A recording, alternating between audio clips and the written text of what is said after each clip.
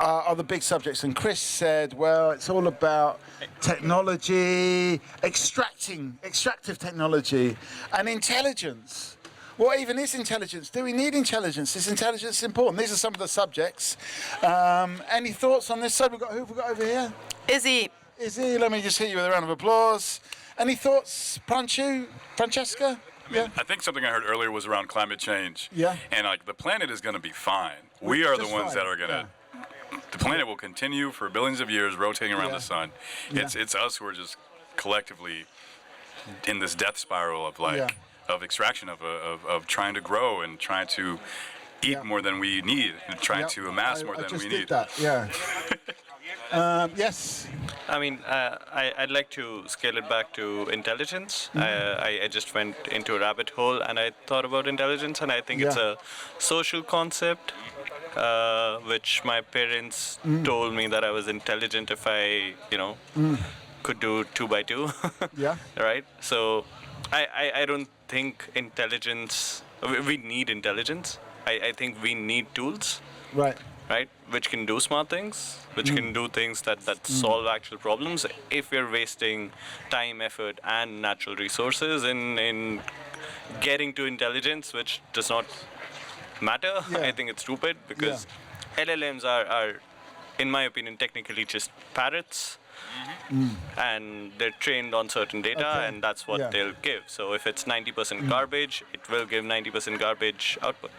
Yeah, okay, so there's a lot, it's up to you. Yes, you've come at exactly the right time, come and join us. We're just starting this off.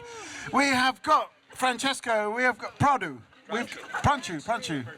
We have got Izzy, we have got Chris, we've got Margot, we've got me, Mikey, and at the moment we're talking about, is intelligence just something that your mum tells you are when you get your homework right? Do we even need intelligence, or do we need tools like cameras? Like microphones, do we actually need intelligence? Chris, you started all of this off. Have you got any responses to any of this? I never said we don't need intelligence. I just said I don't need to know whether I'm intelligent or not. Okay, so do you think we do need intelligence? I mean, I don't know, actually. Something to think about. I mean, we've heard about the parrots, the LLMs are the parrots. The intelligence question is the rabbit hole. There's a lot of nature going on here as well in our metaphors. What's more intelligent, a rabbit or a parrot? I don't know, but like people said before, like about mushrooms, right? There are some kind of like a mycelium networks and stuff. So are we imitating nature? Is nature imitating us? And if the planet, without if you don't know that the planet, what's that phrase that you say? If a tree falls in a forest, but you're not there, does it make a sound?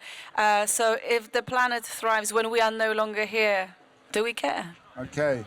If a planet falls on a tree, is it really a planet? That's what we're asking here today.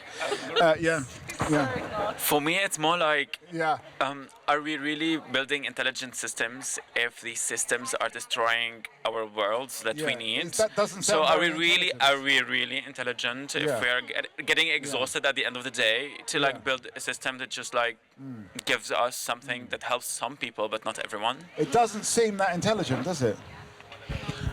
Okay, how intelligent are we if we're destroying the planet? Not intelligent.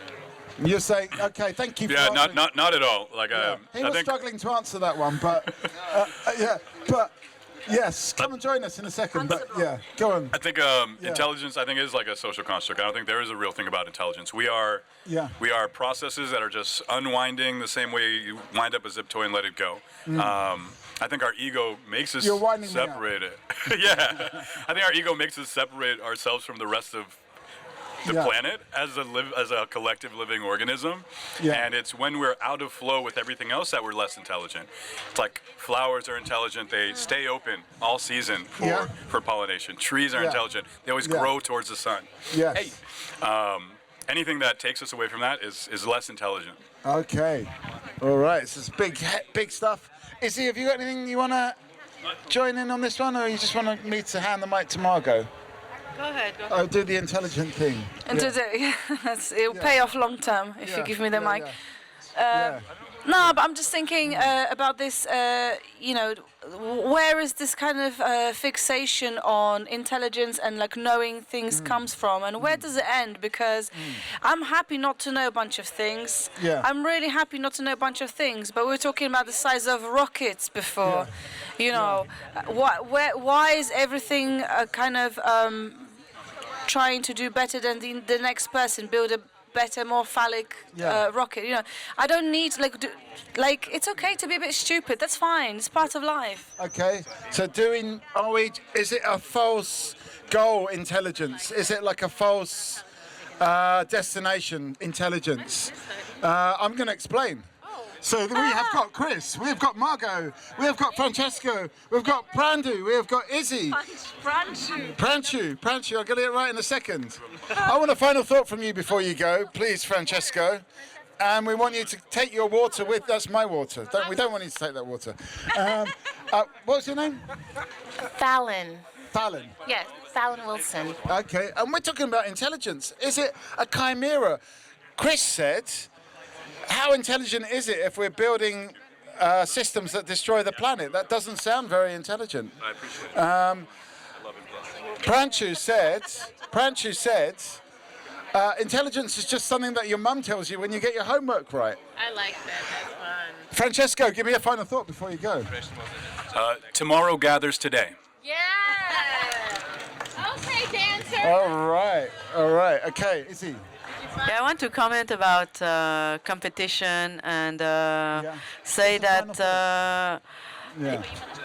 as much as competition is interesting, so people do their best to become better than the other one, cooperation is what gets us further. Okay, competition is okay, but collaboration gets us further. Come and join us. We've got a final thought from Chris. Come on, this is your whole thing, Chris. So I heard recently about a talk on artificial stupidity. Yeah. As like a counter to artificial intelligence. How would it work? I don't know. Okay. How can we achieve artificial stupidity? That's what the question that Chris has put to us. Can we get there to not just ordinary artificial stupidity, general artificial stupidity? Did you say stupidity? Because I can go there. Yeah, but we're not talking about artificial stupidity. We're talking about general artificial stupidity. We've got a new face as well. Tell us your name. Kareen. Kareen, welcome. I'm going to hit you with a round of applause. Yes, okay. So do people believe we can get to general artificial stupidity? We're there? We're there. Okay. What are the signs that we're there? How we treat each other. Right, okay. Right? The things we don't understand. Yeah. Basic truths that are no longer truth. Okay. Can you give us an example of a basic truth that's no longer true? I'll let you think about that one. Well, let's just get your name. I'm Eloise. Eloise, welcome. We have got Kareen, we have got Margot, we have got Fallon, we have got Pranchu. Yes, I know. We've got Izzy, I'm Mikey. And we're talking about general artificial stupidity. Eloise says we're already there. But are we? Do we think we're there? And what are these truths that no longer are true because we've achieved general artificial stupidity? Every time I hear you say it, I think you're saying artificial stupidity, and I think we have plenty of examples. So, great. Then we are here. Yeah. We're here because the data sets that we use to train the models are not reflective of all languages and cultures. We're here because we use it to surveil historically marginalized communities. And unfortunately, we're here because people don't believe that there are different ways of doing it. Oh, right, okay. Okay, so we're in an era of artificial general stupidity. Is it artificial general stupidity or general artificial stupidity? Which goes better? Maybe this person on the phone there. Is it, which way round is it? Artificial general stupidity or general artificial stupidity? And can we... Fallon says we can do things in a different way. It's something we've been talking about all day, actually. But do we agree with Fallon? Can we do things in a different way? I think we should do things in the way that we have done them before, not in a different way. Why? Just because I sometimes feel like, and especially when it comes to values, I know people kind of push back against, kind of being told by religion, for example, or the government what to do. But there were some good things, like I grew up in Poland. People never used to just like put their feet on the seat in the bus, and now they do. And it's like, what are you gonna do about it? So, you know. Yeah. Do I have a friend? Do I have a friend? Well, so you know what I'm talking about, you know. And so you don't have to come up. You don't have to come up with like a new ways of how to surveil people who put their feet up. Just don't do it, because back in the day we're not used to do this, and I was okay. Okay, so what you're saying, I'm just gonna sort of like. Yes. I'm just gonna rewind. So you're saying that there's surveillance technology that could potentially watch and identify and find people that had their feet up on the bus, but the better way of doing things is just people don't put your feet on the bus, on the seats on the bus. Right there. Yeah. Okay, Pranchu. I completely agree with you, and I see the problem there that there's no money. Yeah, I mean, there's no money in doing stuff the old way. Yeah. That's the problem. That's why folks are just looking for new, cool things to do, and intelligence or stupidity, I think. Yeah, it's cool now. Fallon, I'm going to come to you, but we always favour new people on the table because we favour the new. That's how it works. We have got Izzy. We've got Pranchu, we've got Fallon, we've got Eloise, we've got Margot, we've got Corinne. I'll come to you in a second. Corinne, I'm going to come to you actually because did you have a hand up? Yeah. The thing is, it's evolving, and I love the evolution. Nothing is everything perfect, but we are making progress, and if the progress is not satisfying, we can change it. But if we stay where we were, the woman will not have credit card, they will not vote, the LBGT could not marry. We made so many progress, so we have to see the progress we made, but not everything is perfect, so what doesn't work, we have to change that, not say, oh, this has to be gone. Okay, so it's a continually evolving Continually moving forward. Okay, tell us. I really like the example of the bus, actually. Like, I like talking with like specifics, and I agree bottom line with like the point of we should just know not to put our feet on the seat of the bus, but I don't think it should be tied to it's because it's the way that things were done before, it's because the government said this, is because it's just that we just need to think more about each other and be considerate, and it has nothing to do with before and after and like some sort of authority that is telling us that. How do we grow this considerateness? Just by investing our time into the collective, and not necessarily even like now it's a lot about spending time with people that have shared interests and things like that, but I don't think it should be about that. It should be maybe even the opposite, spending time and caring for people who are not similar to us. Seek out those who are different to you. What's your name, by the way? Maggie. Maggie, thank you, Maggie. Fallon? I think history is important. I think understanding culture is important. I do not. People like to say, "Oh, we're progressing and it's imperfect," but some communities always have imperfections. Some countries always have to deal with historical colonization. Some countries don't ever get resources. Some people never get access, and so the whole system sometimes needs to be rebuilt, and new things must be formed. I mean, Fallon, just hang on to the mic for a second, because I want to ask you, rebuild or evolve? Because Corinne was saying evolve. I think it's both and. Historically, once again, history, to your point, our cultural values matter, how our lineage matters, but also sometimes those things can be problematic and keep us from moving ahead. And I think to build a better, like tech, inclusive, rich, vibrant, human-centered world will require us to really think about the history of how we have created systems that oppress people in our design, in our data, in our algorithms. Okay, that's definitely a... Yeah, hang on, Fallon. You can't just drop the bomb and just leave us with that. Look, you've got a massive round of applause. So we need to. I do agree, but how are we going to do that? How are we going to? What's the first step? What simple steps can we take? Systems that oppress us.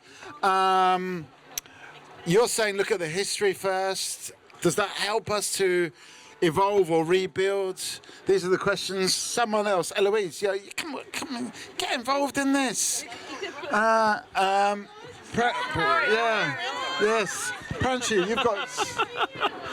Yeah, I think the first step is to come to this table and talk about it, right? Let's talk about it. That's the whole point, right? That's why we're here. Okay, what do you want to say about it? What do you want? Do you agree with Fallon that that's the starting point? I agree with Fallon that that's the starting point. I'm a community manager, and this is. This is what I do when I enter a new community, right? I talk to people, I listen to the context, and I go as deep as I can for the first few months without making any changes, without breaking the system, because it works, right? We need to focus on what does not work and fix that. Right? Yeah. Okay. So the first step, I'm going to take for that. The first step is listen. You're asking what is this, which is a legitimate question. This is Talkaoke Pop-Up Talk Show, where we talk about whatever you want to talk about. In a different context, we might be talking about what went wrong at Liverpool. Is Arne Slot's regime over? But today we're talking about. As Fallon said, locating the systems that oppress us, doing something about it. So that's what we're talking about. Pranshu, really good point. The first step is to listen, actually listen to people. Who do we listen to? That's the question. We have got Izzy, we've got Pranshu, we've got Margot. I'm Mikey. What's your name? I'm Ellie. Ellie, welcome. I'm here with a round of applause. And all people in the queue, you know that you're welcome on the Talkaoke table. We desperately need your thoughts and opinions. I know you even more desperately need coffee. I understand that. But we need you as well, so it's a cycle. Any thoughts early on this, Ellie? Not yet. Okay, no. I don't have a thought. I mean, well, there's one question. Do we live in an oppressive system? Do you feel oppressed? Yes. Who do you feel oppressed by? White men. White men? Yes. Yeah? All white men? White. The ones with a lot of money. Yeah. I'm from America, New York specifically, so I feel oppressed. Thank you. Are you referring to? Oh, the election. Yes, okay, just making sure, I wasn't sure if it was a sarcastic congratulations. I'm like, yes, exactly. The center of white male rich oppression. I mean, you don't know how rare it is for Margot to say something unsarcastic. So that's why I wasn't sure. I wasn't Yeah. sure. Because it could have really gone either way. It'd be an interesting conversation then. Anyway, so oppression. White men with money, they're oppressing all of us. We've got a new face at the table. So we've got Izzy, we've got Pranshu, we've got Ellie, we've got Margot, we've got... Greta, welcome. We'll hit you with a round of applause. When I say oppression, do you feel oppressed?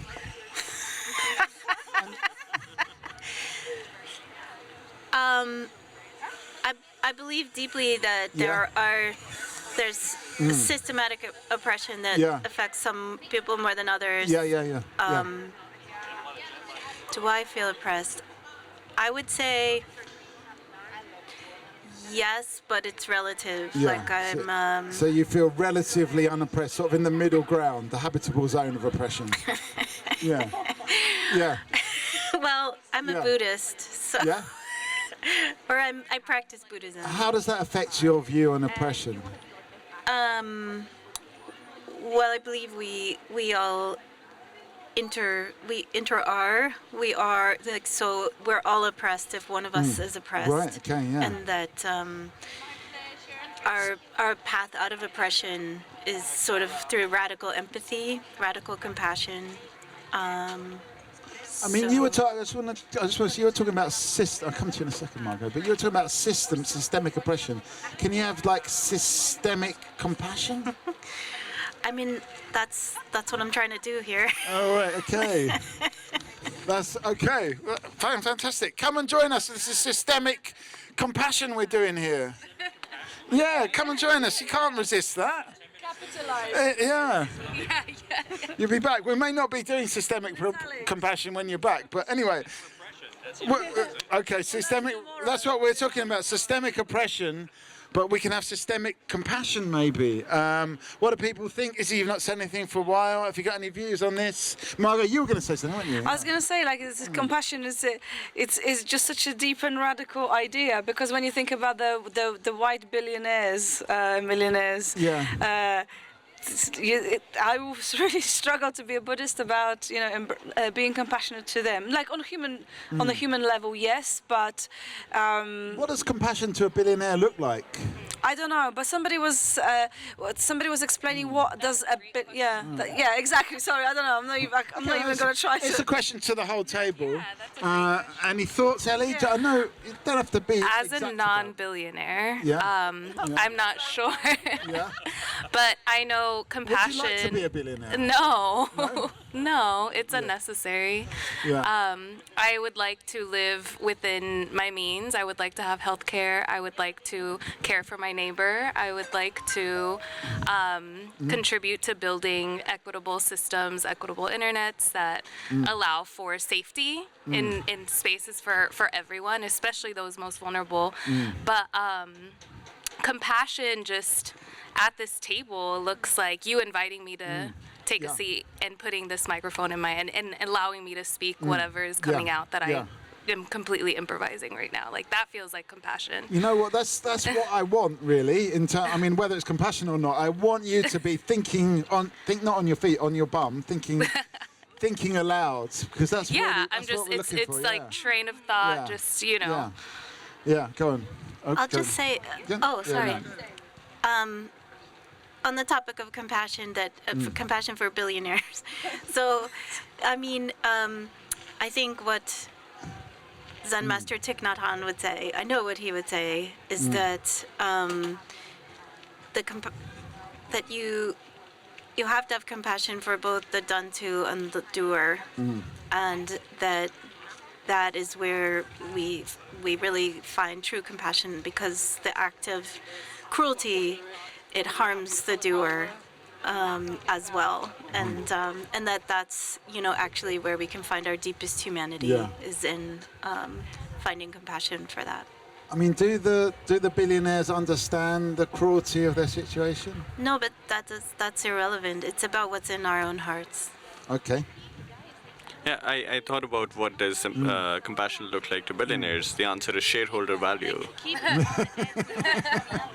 Yeah, exactly. It's like hugs on hugs on hugs, right? That's their bubble, and they can't really come out of that to hear our voices, and that's a sad fact. Okay, so you're saying the shareholders are stuck, the ones, the owners, let's say, are stuck in the bubble that they can't escape from. Yeah, I mean, I've grown up with a few tech founders who are startup founders. They aren't millionaires or billionaires still, but they're still running their small companies. But the way they start thinking about users and who is on their platform changes radically. Right.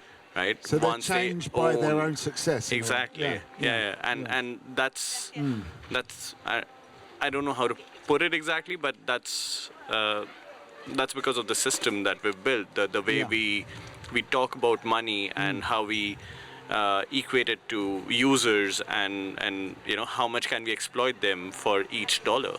Yeah. Okay.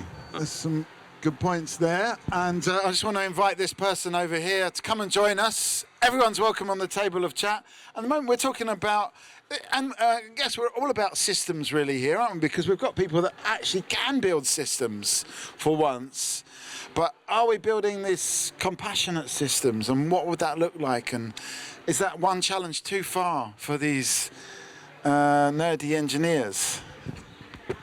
Let me answer that. No, I'm joking. No, but it reminded me of there's a quote by Stalin. So he's not an idol of mine, but he said one, which you wouldn't know from the recent show I made, but never mind. What I wanted to say is that he said that one death is a tragedy, a million deaths is statistics, basically. And I think something does kind of translate, there's some kind of translation error or upgrade that happens when you go from smaller numbers to bigger numbers. So in a way, I know we're kind of going for like global unity, like global goals, global economy, global everything. But maybe we shouldn't, because that's just it's just impossible for humans. People just go crazy. Like, the example you gave, we can't handle such a big scale. So actually, we maybe need it's to scale better. down to a more local. Just do it on a local, but just like really do it. I don't know. Just put some laws in place. I don't know. Scale the issue here that when we scale up, we almost lose sight of the human. Yeah, but it seems to be like completely just proven. That's just what happens. There's just no way out. But the other thing that I think is quite amazing, and I think I still hold on to that even vicious people or like evil doers, even the Elon Musks, they are still human. So what does compassion to the person, to millionaire looks like? Maybe if you are in this scenario when you're in a desert and they've got a cut on their leg or something. Hey, I've got a plaster. Sorry, here it is. Just take it. Yeah. That kind of the human element. Yeah. Okay, so. But those circumstances will never happen. Okay. If we're both on a desert together, then I'll be dying. He won't. Okay. Probably. All right. You're in a desert. Elon Musk has cut his leg. This is the scenario we're painting. I don't know why we're painting this scenario, but anyway, Izzy. Yeah, I'd like to raise awareness that big tech's bosses, they don't send kids to regular schools. They send kids to schools where there's no screens. Yeah. And so what they're offering to the general audience, general public and the masses is not what they want their kids to be exposed to. Yeah. Okay. What do you think about this? Okay. I mean, okay, so the tech bosses send their children to screen-free schools. I totally agree. I'm holding. Well, anyways, just one quick response because I gotta go. But the thing about compassion is that there are parts of ourselves that might be selfish and ungenerous. Yeah. And we take part in harmful activities and we use technology in harmful ways. And so finding compassion for Elon Musk might help us also find compassion for ourselves, because it's once we're So it's not an entirely useless exercise. It's not. I mean, it allows you, it's a very, it's a different way of looking at oppression, because you don't let yourself be the victim. Well, Okay, that's it. That's all I got to say. Okay, thank you. That's your final thought. Thanks. Thanks for giving us a lot there, a lot to chew on. Pranshu, final thought before you go. Care for everyone. Let them have cake. Okay. Let everyone have cake. Any particular type of cake that you're recommending for people? Or is it a cake of their choice? Okay, let everyone have a cake of their choice. All right. I would choose a blueberry cheesecake today, but I reserve the right to change that to a poppy seed cake on a different day. Anyway, okay, Izzy, you were going to go, so give us a final thought. Yeah, so put the human back in the system. Put the human back in the system. Okay. All right. This is all food for thought, but we need some engineers to tell us how to do it. I want to go back to, a point that you made about the scaling down. So in my daily work, I do like cultural research. So it's a mix of like online surveys and we'll do like in-depth interviews. So when you're looking at the results from 5,000 people globally, it's really easy to forget the fact that this is information and insights that's coming from actual human beings. So it's important to also marry that like quantitative work where it's just like an Excel sheet with thousands of spreadsheets of just numbers that mean absolutely nothing until you actually speak to a select group of people that are able to add context to what this like data is trying to tell you. And that's how I think you like scale it down, or like bring back the human into what can be just like any old data set and like pile of numbers. And I find that that's the most like rewarding part of that type of analysis. Can you connect those two types of research, the individual stories? I think you have to, because otherwise you're just looking at 60% of one group of people responded a certain type of way, but that doesn't tell you the full story of what's actually happening. Yeah. Or what's going on in their heads. Yeah, it's just like, okay, here's a number and a percentage, and like, what does that mean in context? Yeah. And I think, sometimes just looking at a data set like that just means nothing, and it can be more harmful than anything. Yeah. Well, how can it be harmful? Because you're not understanding the actual, well, one, it's harmful in that it's easy to forget that there are human beings and human thought and human experiences that goes behind the way someone is answering a question. When it's just all compiled into a data set in Excel, it's just easy to forget that, oh, wow, 80% of people are experiencing some type of censorship online. You'll just read that and be like, oh, yeah, it's 80%. But it's like, that's 8 out of 10. If there were 10 of us here, I mean, this is like almost all of us that are right? So it's like distilling it down to an actual human. I think once we're desensitized to, as like an analyst who works with like data, it's easy to get desensitized to that type of experience. You lose the human. Yeah, yeah. Thank you, Ellie. So we've got Margot, we've got Ellie, we have got Liz, and Mikey. And at the moment we're talking about, in a way we started this off with the tech startup bros. They start off with a small app, but then as the app grows and the users grow, they start to dehumanize because there's just huge numbers, and they forget that the users are individual people with thoughts, desires, histories, stories, dreams, nightmares, hungers, preferences of cake, yes. And so Ellie was saying in your research that you actually sometimes have to just go back into the qualitative research to really understand the stories. Otherwise, you can lose sight of when it's just numbers. Margot. No, but I think it's a really great point, and I wonder what kind of switches people off from hearing people's stories, because because I sometimes find like people are, when they go off on one, it's just long. Everybody's life is so complicated. Like if I start kind of thinking about why my life choices are like this as opposed to like that, start recounting all of my, mental health experiences, everything, then like who's got time for that?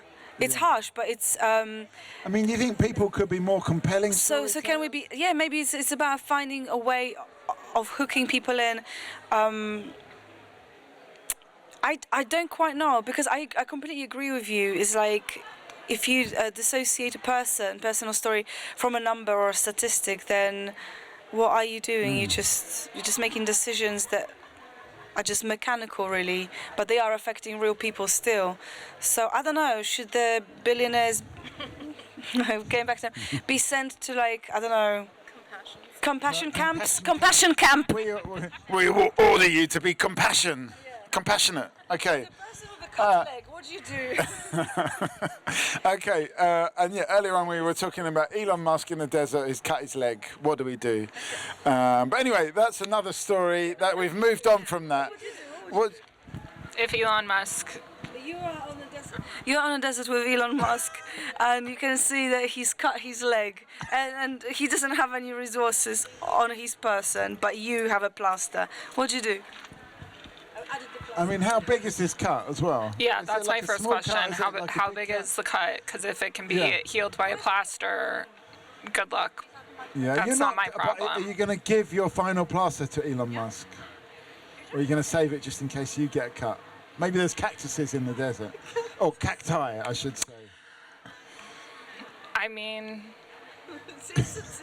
It's a tough. We ask the tough questions here, don't we, on Talkaoke? Yeah. Yeah.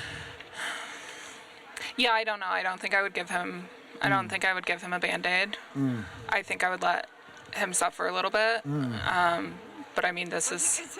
Yeah, but That's not my problem. I mean, how long Because how long is this in the desert with Elon Musk? Is this just a quick desert trip, or is this like a long this is one? my nightmare. I mean, my biggest nightmare is like handling the apocalypse, and I have too many survival skills to actually. I know. I don't want to be there that long. So like me and Elon in the desert. Yeah. Nah, babe, I'm dying. I'm walking off into the sunset. Maybe you put that plaster over his mouth. And, okay, what would you do, Ellie? Elon Musk is bleeding out in my, like, his data center is literally poisoning the people in Memphis, Tennessee as we speak. He can bleed out. Yeah. I'm okay You're with. gonna let him do that? Yeah. I mean, I have to say I'm skeptical. I've got to say. Yeah. What would you do? No, I'm skeptical about you doing that. Because I know that you're saying that. Yes, give it to it. Yeah. But when it comes down to it, would your human compassion that we're trying to forcibly instill in Elon Musk, would that come out in the end, and you would? I think realistically, I wouldn't have many tools to be able to help him. Yeah. And I wouldn't go out of my way to try and find a solution. Yeah. This makes me think of Demon Slayer. Does anybody watch Demon Slayer or has seen? Okay, so it's a manga that is also like the highest grossing anime film to ever be released in the US, maybe globally as well. But I think about the demons and how they have lost their humanity. They're demons, they prey on humans, and it can be taken like literally, metaphorically. But I do think about, as you say, that the main character, Tanjiro, what is so great about his character, and what I love so much about his character is how much he honors the humanity of the demons. So in this, I guess, like, analogy, demon being Elon Musk. And I guess if I were there, I can hold this, sorry. Thank you. I can hold it. Give you a break. Yeah. Yeah, would I be, to your point, seeing the humanity that still could exist in this quote unquote like demon in his last dying breaths? Yeah. But I think Go on. I think this is precisely the difficulty. We don't live surrounded by demons, but we are surrounded by people who are doing shit things. So I think ethically, it's a very tough call, and it calls for a lot of compassion. I don't know. Maybe it's a Christian thought that you should always kind of help people out, because there's always that potential for change, even in the Elon Musks. But it takes a lot of inner strength to go there for yourself, because there's hundreds of reasons why you shouldn't do it. I know. Okay, let's ask this person. Elon Musk is bleeding out in the desert. You're the only person there. Do you help, even if you've got very minimal first aid skills? Would you try and help, or would you just let him just bleed out as you? This is a question. This is ethical questions that we're dealing with here in the afternoon on Friday the 7th of November here at the MozFest. Any thoughts? Come and sit down. Yeah, give us a couple of minutes. Yes. Yes. Look, the man has Starlink, right? I feel like there's a medium option where you're like, hey, can I use your phone? Who do I call? Someone will, I can't leave him die. That's a shitty thing to do. Yeah. But there's a level of, how much of my personal time, energy, and effort am I willing to extend on this? Yeah. Okay, so it's about... so maybe you don't have the time in the desert to help Elon Musk. I mean... any thoughts on this? I mean, I don't mean to both sides this one. Yeah. Not a fan of the man, personally. Yeah. He has done some interesting things. Yeah. Maybe not how he's claimed that he's done them. Yeah. I can't think of a single human being, even Hitler, Stalin, that I would leave dying there. Yeah. Will I regret my choice later? Perhaps. Yeah, but you think that your humanity would take over? If you see someone, I don't care if you see who they are. You don't know who they are. They're face down on the ground. They're bleeding. Yeah. Yeah, because in my scenario, I was imagining him face up, not face down. But anyway, because otherwise, how would you know it's Elon Musk? But yeah, you would just do it. It's basically your point. Yeah. Okay. Yeah, Liz. Yeah. I think the realm in which you encounter somebody who is like desperately needs your help, and you don't know anything about their background, I think is completely different than you encounter Elon Musk, Jeff Bezos, literally any of the tech billionaires who are like causing immediate and critical harm to so many of our communities across the world. I think is a completely different question. So like if I encounter Jeff Bezos, Elon Musk, any of them out in the desert hurting, like, yeah, is it something that would probably haunt me for the rest of my life that I said, well, sorry, you encouraged pregnant women to work in your warehouse and like not receive any medical care. Like, yeah, I guess I'm gonna leave, and I'm gonna leave with a pretty good conscience, actually. Okay. Like, so you're yeah, because I know the harm that he's caused. Me walking away from him, I'm not kicking him. I'm just leaving him. Okay. Just doing nothing. Okay. No. You've joined us at a crucial time. We're talking about a hypothetical scenario where either Elon Musk or Jeff Bezos we're not sure who, and whether they're face up or face down, but they're bleeding in the desert. Do you help them? Liz says no. I'm going to walk away. I'm going to save all of those oppressed people. I'm just one person, but yeah, you're not going to save Elon. Okay, so whether the oppressed people are going to get saved or not is not the point. Okay, Ellie, final thought. I've taken that as Liz's final thought. What's your final thought? Free Palestine. Free Palestine. All right. Anyway, next we're here.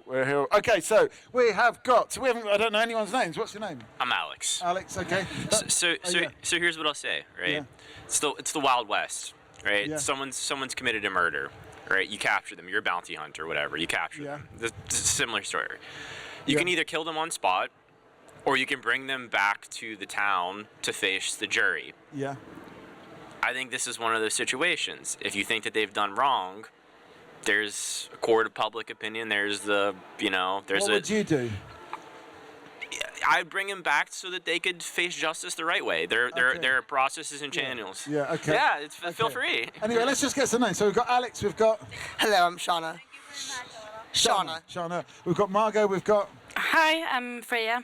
And also Alex, and I have a thought about it. Grab the mic. Okay, no, just a quick thought. So my opinion, I would take the guy, and I would save him only for the food later. Like, really?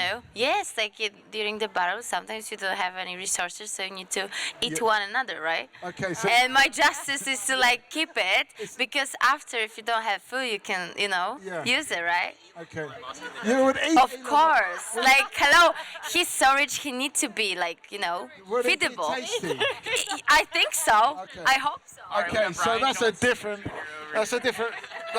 Okay. All right. I definitely wouldn't go that way because I'm a vegetarian. But I was wondering, like, if Elon Musk, like, if there's a kind of, I could help him, I could not help him, or actively kill him, or walk away, whatever. I think maybe what we should have is some kind of, everybody should carry with them, like a, a first aid kit. No, well, that too, but no, more like a contract, just like in case you are in this situation, just get them to sign the Starlink, just sign it onto, just sign a deal. Be ready to make a deal in a desperate moment. That's the best moment to make deals, Make a deal. Yeah, it's like, you want this blaster? Well, So you would always walk around with the different contracts depending on who you could find in the whole adapt or something. Yeah, like a generic contract. Okay, so I'm going to have to do the names again. We have got Alex, we've got Shana, we've got Corinne, we've got Margot. Are you off again? Yeah, I'm off again, but thank you for the... Give us a final thought. No. We need to move away from eating Elon Musk in the desert. Okay, well, we're not going to move on. Anyway, so we're still on eating Elon, or not eating Elon Musk, or getting to sign a contract. I mean, where are we going to go from this? I feel stuck in the desert now. We're in the desert of conversation. No, but I think I'm just thinking, like, you know, the moment of desperation could be a moment of opportunity. That's all. Okay, a moment of desperation could be a moment of opportunity, Shana. Yes, but also how is that different from their perspective of, well, I'm harming these people, but I'm doing it because I'm offering the greater good of X, Y, Z. Like, I think that everyone has their moment of justification of, oh, I'm doing this bad thing, but there's a greater good. Whether or not you agree with that is a different question. But I think that by saying, like, well, fuck him, we'll just leave him, whatever, at that point, what makes us any different and or better than the people who are doing committing these atrocities? I mean, there's a lot that gets done for the greater good, isn't there? I mean, how do we know what the greater good is? Oh, there's absolutely no universal greater good, which is why Elon Musk and other people can go around saying, well, you know, but like, look, I'm bringing Starlink to places, which, to be fair, is an actual good for a lot of people. You know, no single person is 100% good and or evil. You can justify anything. Okay, so we're stuck in dubious territory. By the way, Kareem, while you're away, we came up with this scenario. I'm reluctant to say it. Don't say it. What would you do if... No, because I have to, otherwise nothing else makes sense. Yeah. What would you do if you came across Elon Musk bleeding in the desert? Either face up or face down. We're not sure about that. Oh, is the desert bleeding? Yeah, would you help him? Would you not? And in which case, are you doing it for you or for the greater good? And what is the greater good? But I will help him, but I will say, okay, I need this and this and this. I can help you and I will help you, but pay in consideration that I also need help. So is return of the we're talking about saving bleeding millionaires such as Elon Musk or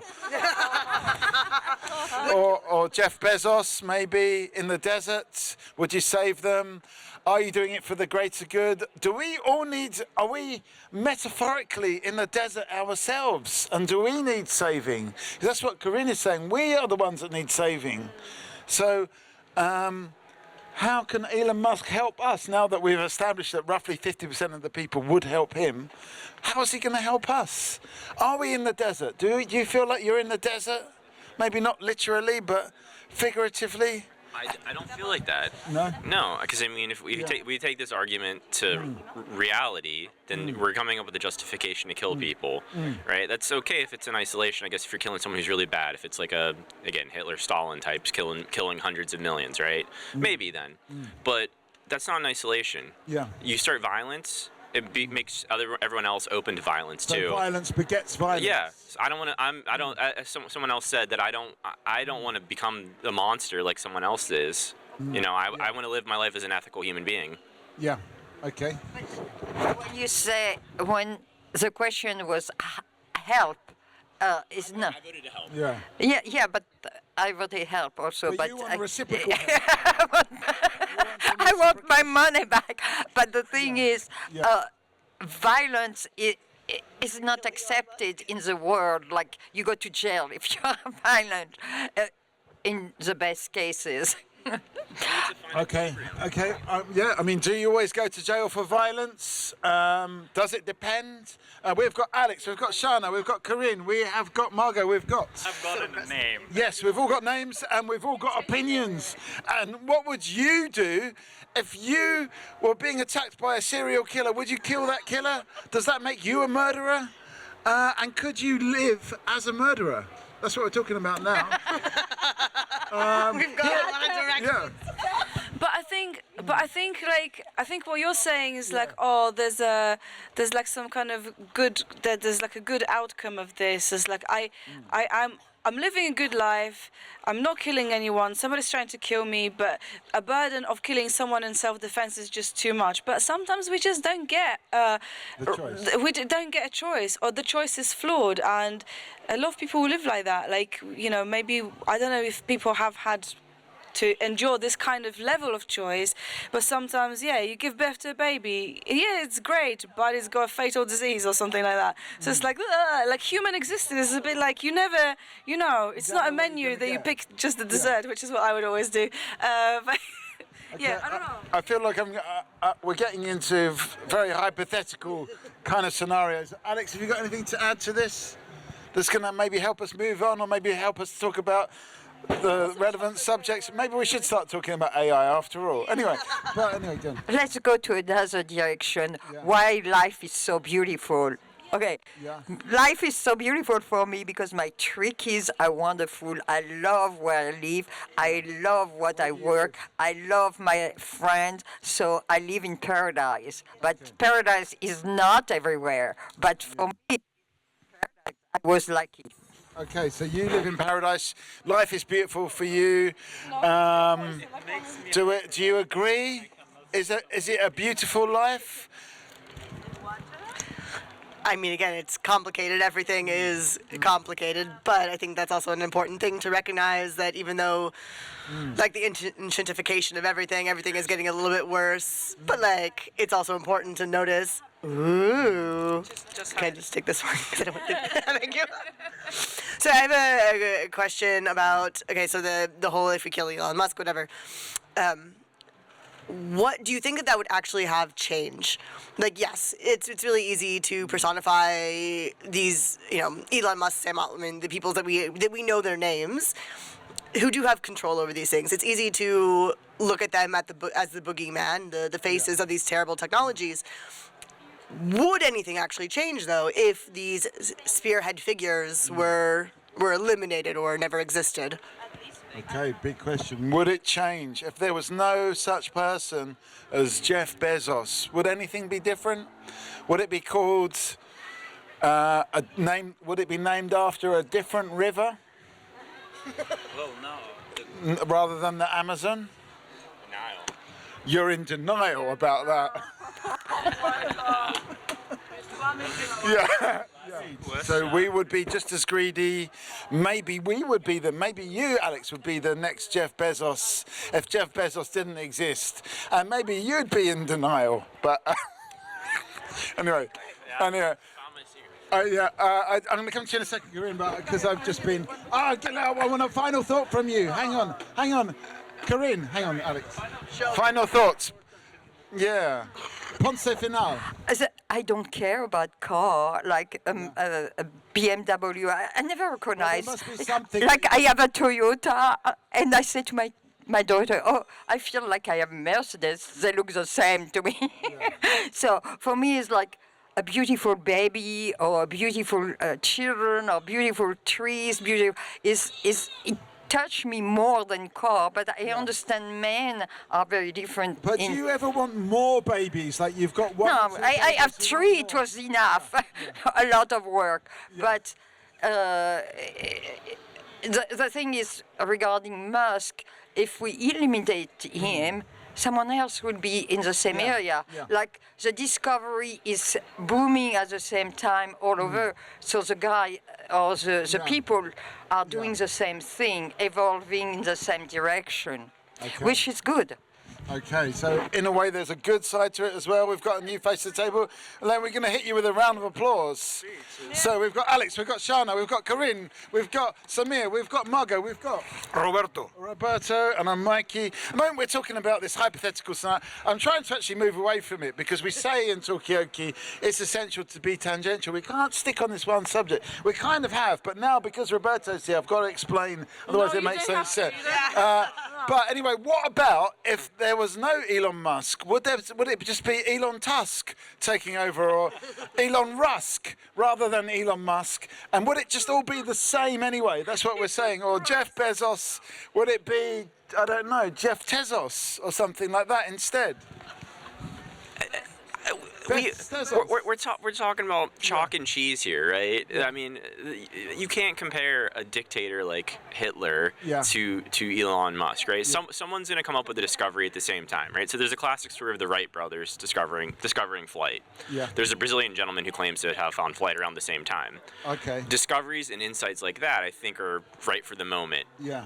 Callousness evil, like physical murder, is not something that is discovered at the same time. So you think if Hitler didn't arise, then the whole path of history... I think Hitler, Stalin, Mao, Trump, they are idiosyncratic people, and there maybe something like that would have happened, but it wouldn't. It could have been worse. It could have been better, but I think most of the times it's going to be better than that. Okay, so when it comes to these like really seriously bad people, then maybe history would be different if they weren't there. But when it comes to tech billionaires, maybe they're just one a penny. They're like discoverers of flight. They will just come here, there, and everywhere. So many people could be Taylor Swift. Many people could. Oh. She's a pop artist. The people chose her. Okay. She was right for the moment. Right. Okay. So many people could have been Taylor Swift. I'm going to take a lot from that. You know. Thank you for that. I could have been Taylor Swift. I could have been Taylor Swift.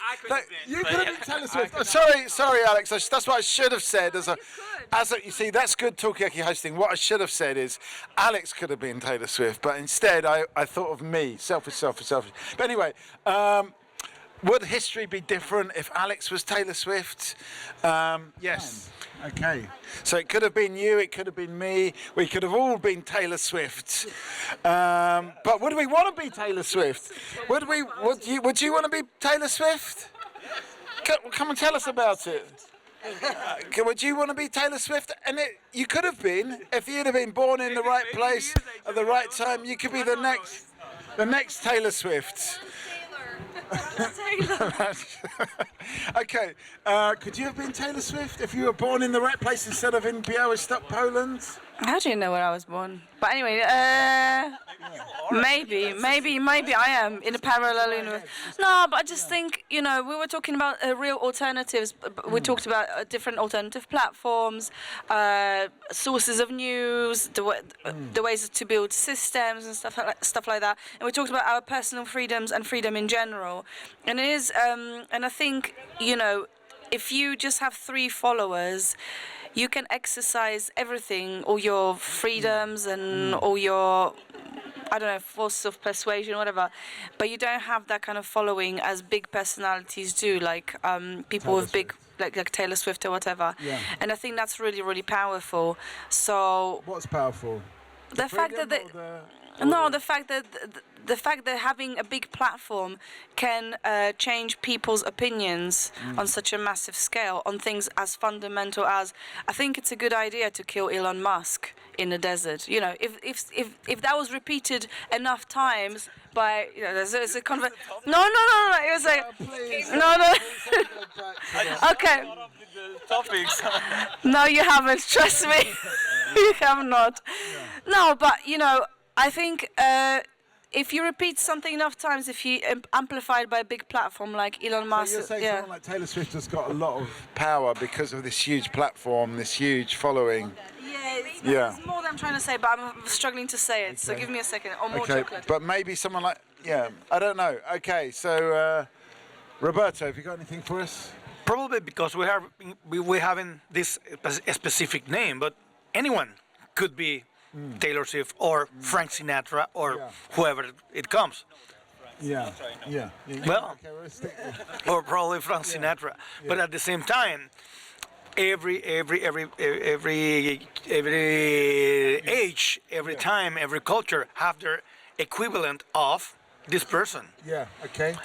In the religion, in the music, in the sports, anyone can be, and they don't know. Is there a Venezuelan equivalent of Taylor Swift?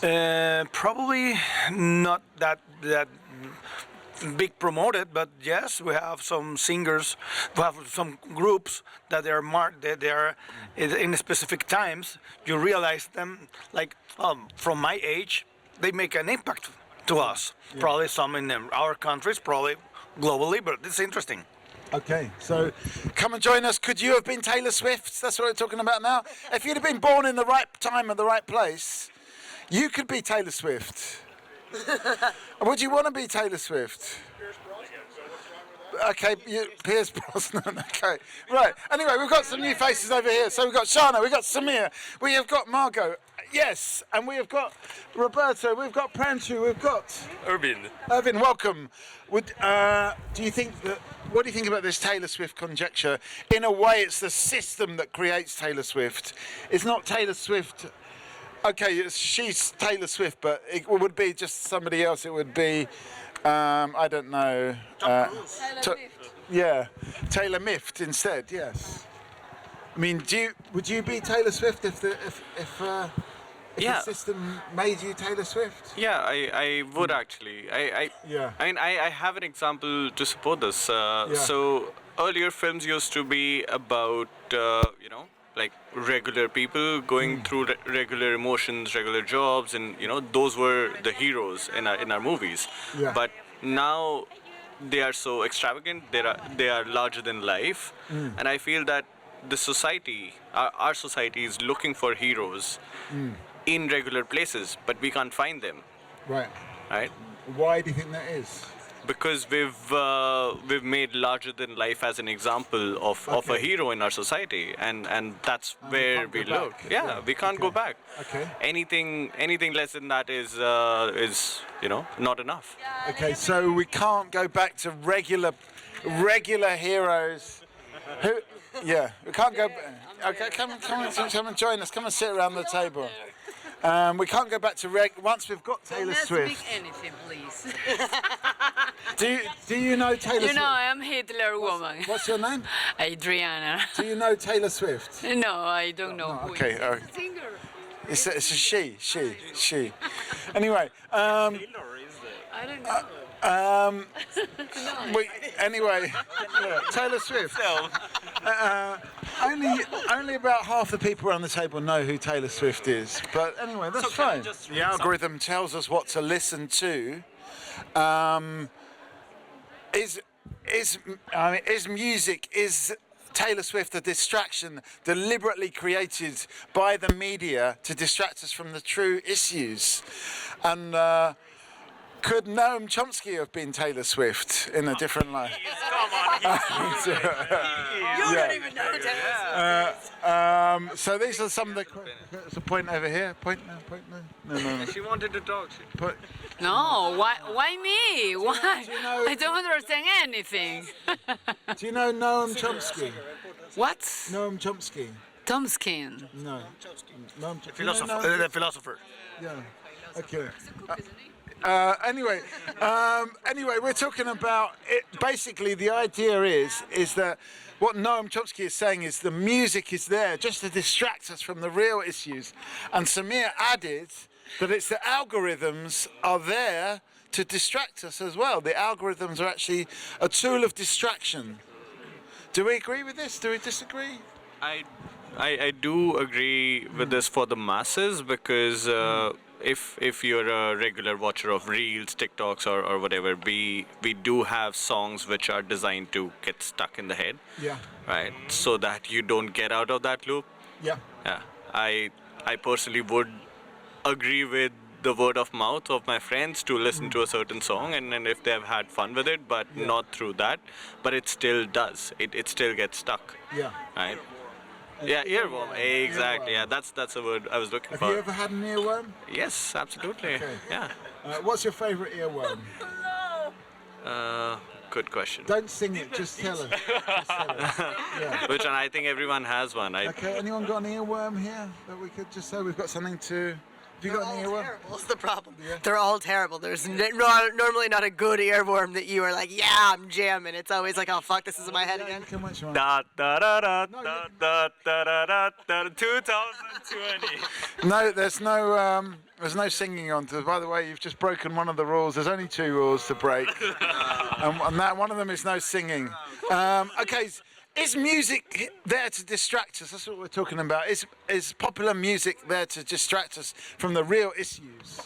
I don't know about the music, but I do think it's not entirely coincidental that some people make it to become popular people, be it in the world of culture or politics or whatever. Because I think in the United Kingdom, where I live, but I'm not actually from there, there was a politician called Jeremy Corbyn. He had all the kind of values. Really, he was very strong on his values, and everybody could, a lot of people could subscribe to them. But somehow, some people decided that he just couldn't possibly be the prime minister of Great Britain, and I think it's just such a shame why he couldn't be. I don't. Well, there's probably lots of reasons. One that somebody mentioned recently to me was like, can you imagine a socialist like him getting hold of some like secret documents and stuff?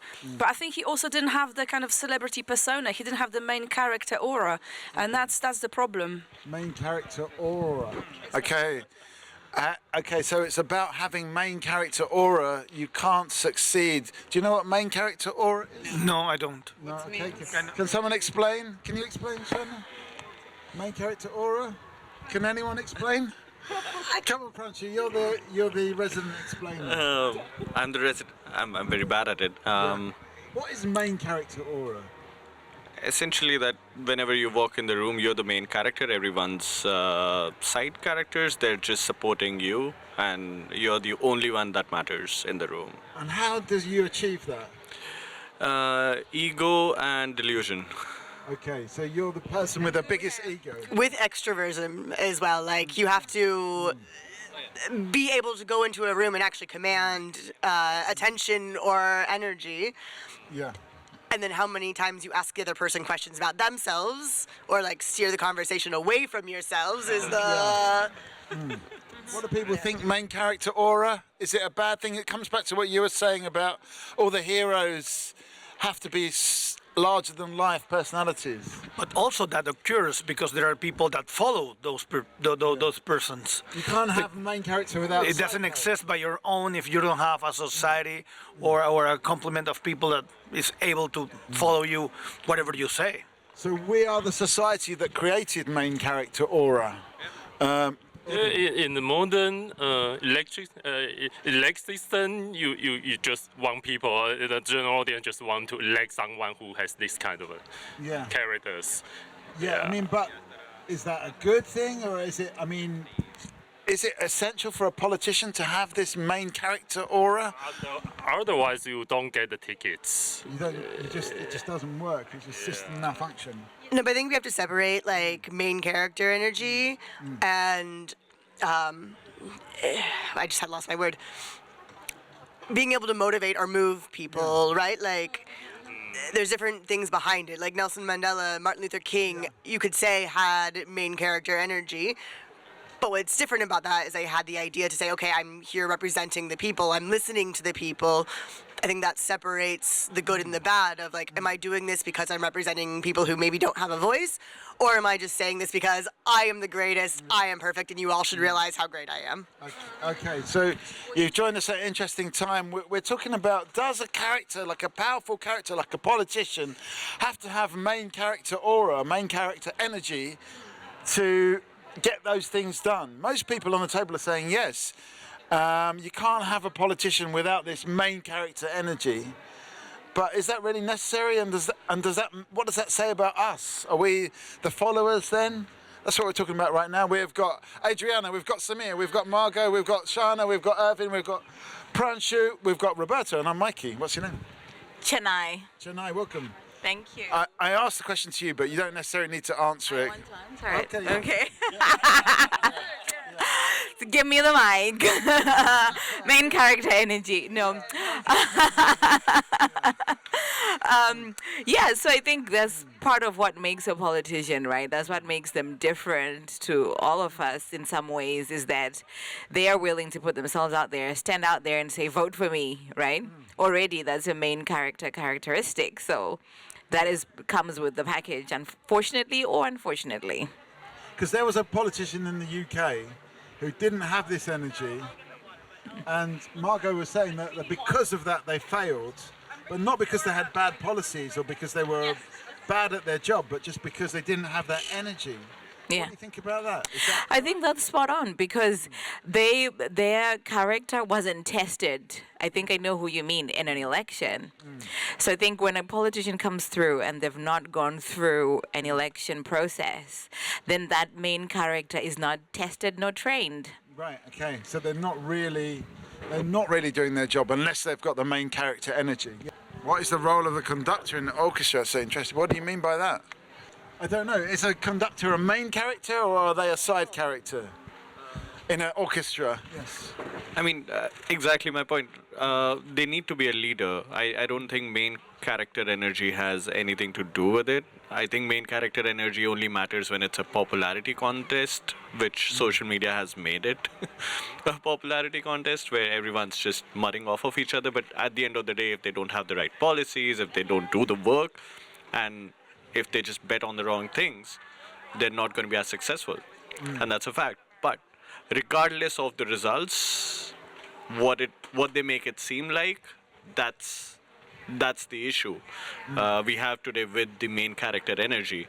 They could do all the wrong things in the world and still say that I'm right, I'm great. Like we're seeing that in some country right now, in one of the biggest countries in the world, we were seeing that, and that's happening in front of us. They're making all the wrong calls and calling it as if they've done everything right. They have the main character energy, but not really a great leader. So they've just won a popularity contest, not the president of the country. Is that what politics is these days, though, a popularity contest? And if so, is that really all you need to do, is be popular? And that's where we are. I guess it's a question. I'm just rephrasing your question. We have got Pranchu, we have got Irvin, we have got Shana, we've got, what's her name? Danielle. Yeah. And we've got Adriana, we've got Chennai, we've got Roberta. I'm Mikey, come and join us. We're talking about politics. Is it now just a popularity contest? Is the main character energy the most important thing for a politician? Or is actually what they do and what they think and how they act and their results just as important? Have we gone astray? Have we gone awry in this? For president. What's that? Taylor Swift for president. Okay, I mean, do we need to change the system or do we need to change the personnel? What do people think? Is this going to become a perfect utopia of political correctness? Obviously not. There's going to be someone else who comes into that. So I think it's obviously like a systematic change rather than a personnel change. Yeah. I mean, is that going to happen? Do you see that happening? And what sort of system change would you like to see? If I had the answers, I would probably be in the White House right now, or the EU. I would not be here on. Because it's not about ideas; it's about main character energy. I mean, I would like to think I have main character energy, but maybe not that much. Okay. I think. Did you want to say something as well? Daniel? No. Don't get distracted. Sit. Hello, sister. Hey, babe. Mwah.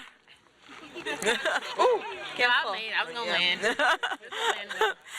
land. So I think if we're talking about, so two things for me.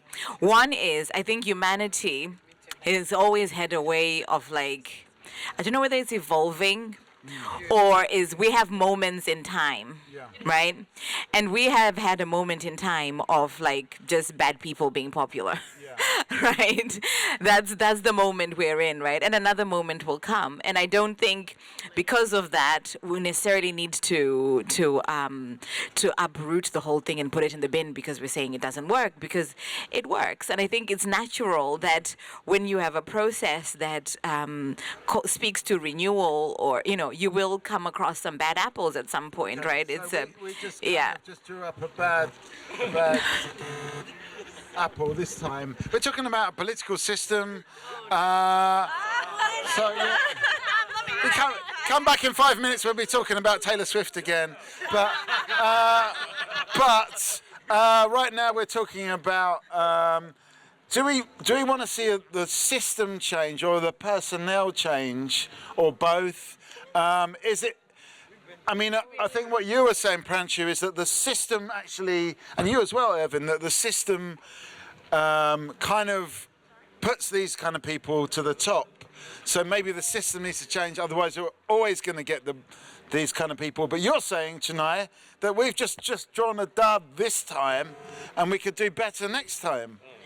So yeah, that's where we are right now. Go on, Pranchu. Yeah, I think there are a bunch of amendments. Those were written in 1700s and we're still following them. I think it's bizarre. The society has evolved so much and so far that those don't make sense anymore. So how would you change it? First of all, change the personnel who are looking forward, who are progressive in this terms where they're thinking about the future and not just the present. They're not just managing the situation, they're managing the future of their countries. Okay. Right? Yeah. And then we talked about systemic compassion. Yeah, right? we did earlier on. Yes, and that's where I end up. That's where we need to start. I mean, can we engineer our political system to be more compassionate? Can it look more forward to the future? I'm going to give the mic to you in a second, Shana. But I don't believe that in the social media age now the political system will if ever going to be good, to be better. Yeah, it's like a one-way road to the worst. It's a one-way street to oblivion with social media. Shana, what were you going to say? I was just going to make a joke and say, have you asked ChatGPT how to fix our political system? Well, someone can do it right now. And it's just, someone can do it. Yes, yes. You know what the true solution is, people? The aliens are coming back. The Anunnaki are coming, and they're coming for all of you. Who are they going to come for first? Probably you, the host. Okay, great.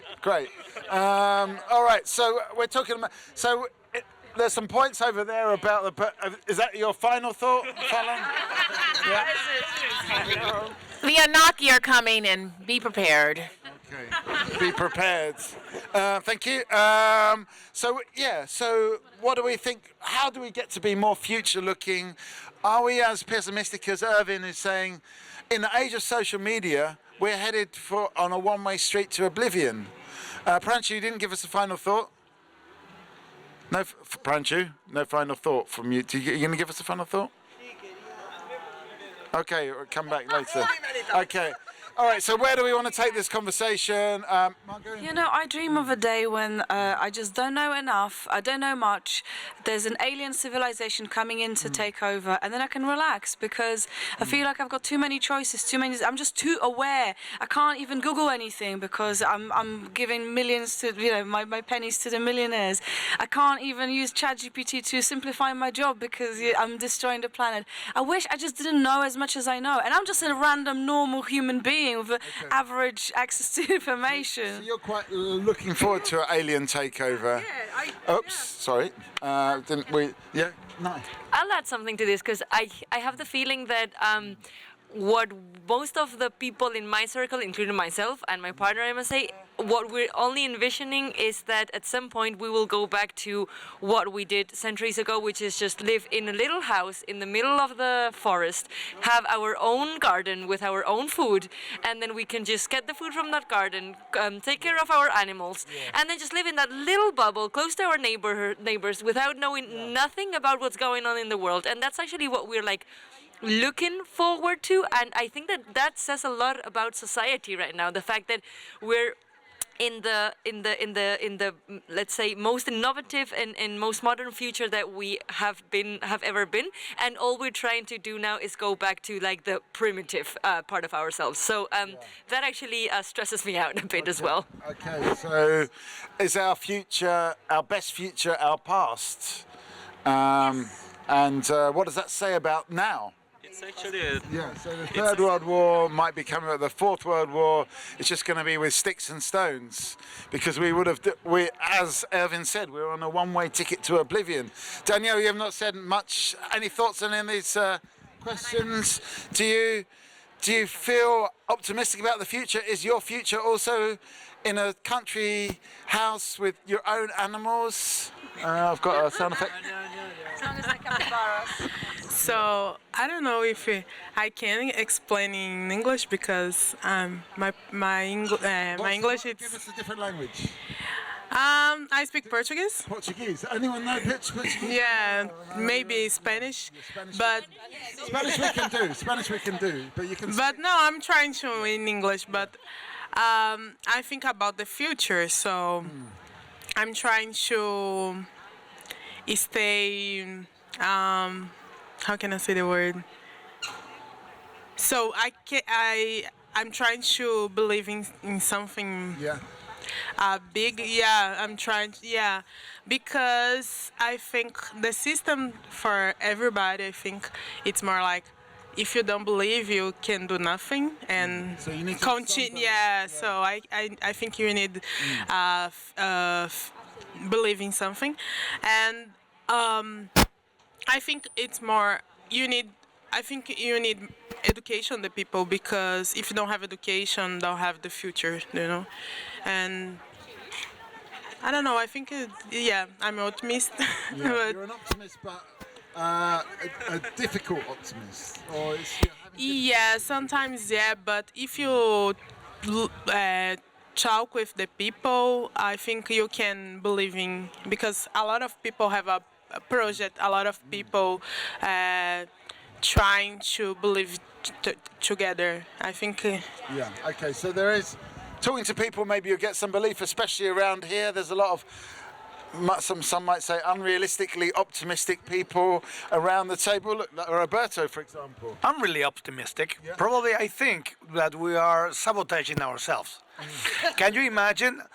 20 years ago, 30 years ago, we have a better life. I mean, we have the age of in general. It's aging. We're aging better. We are having better music, better technologies, better hot water, air conditioning.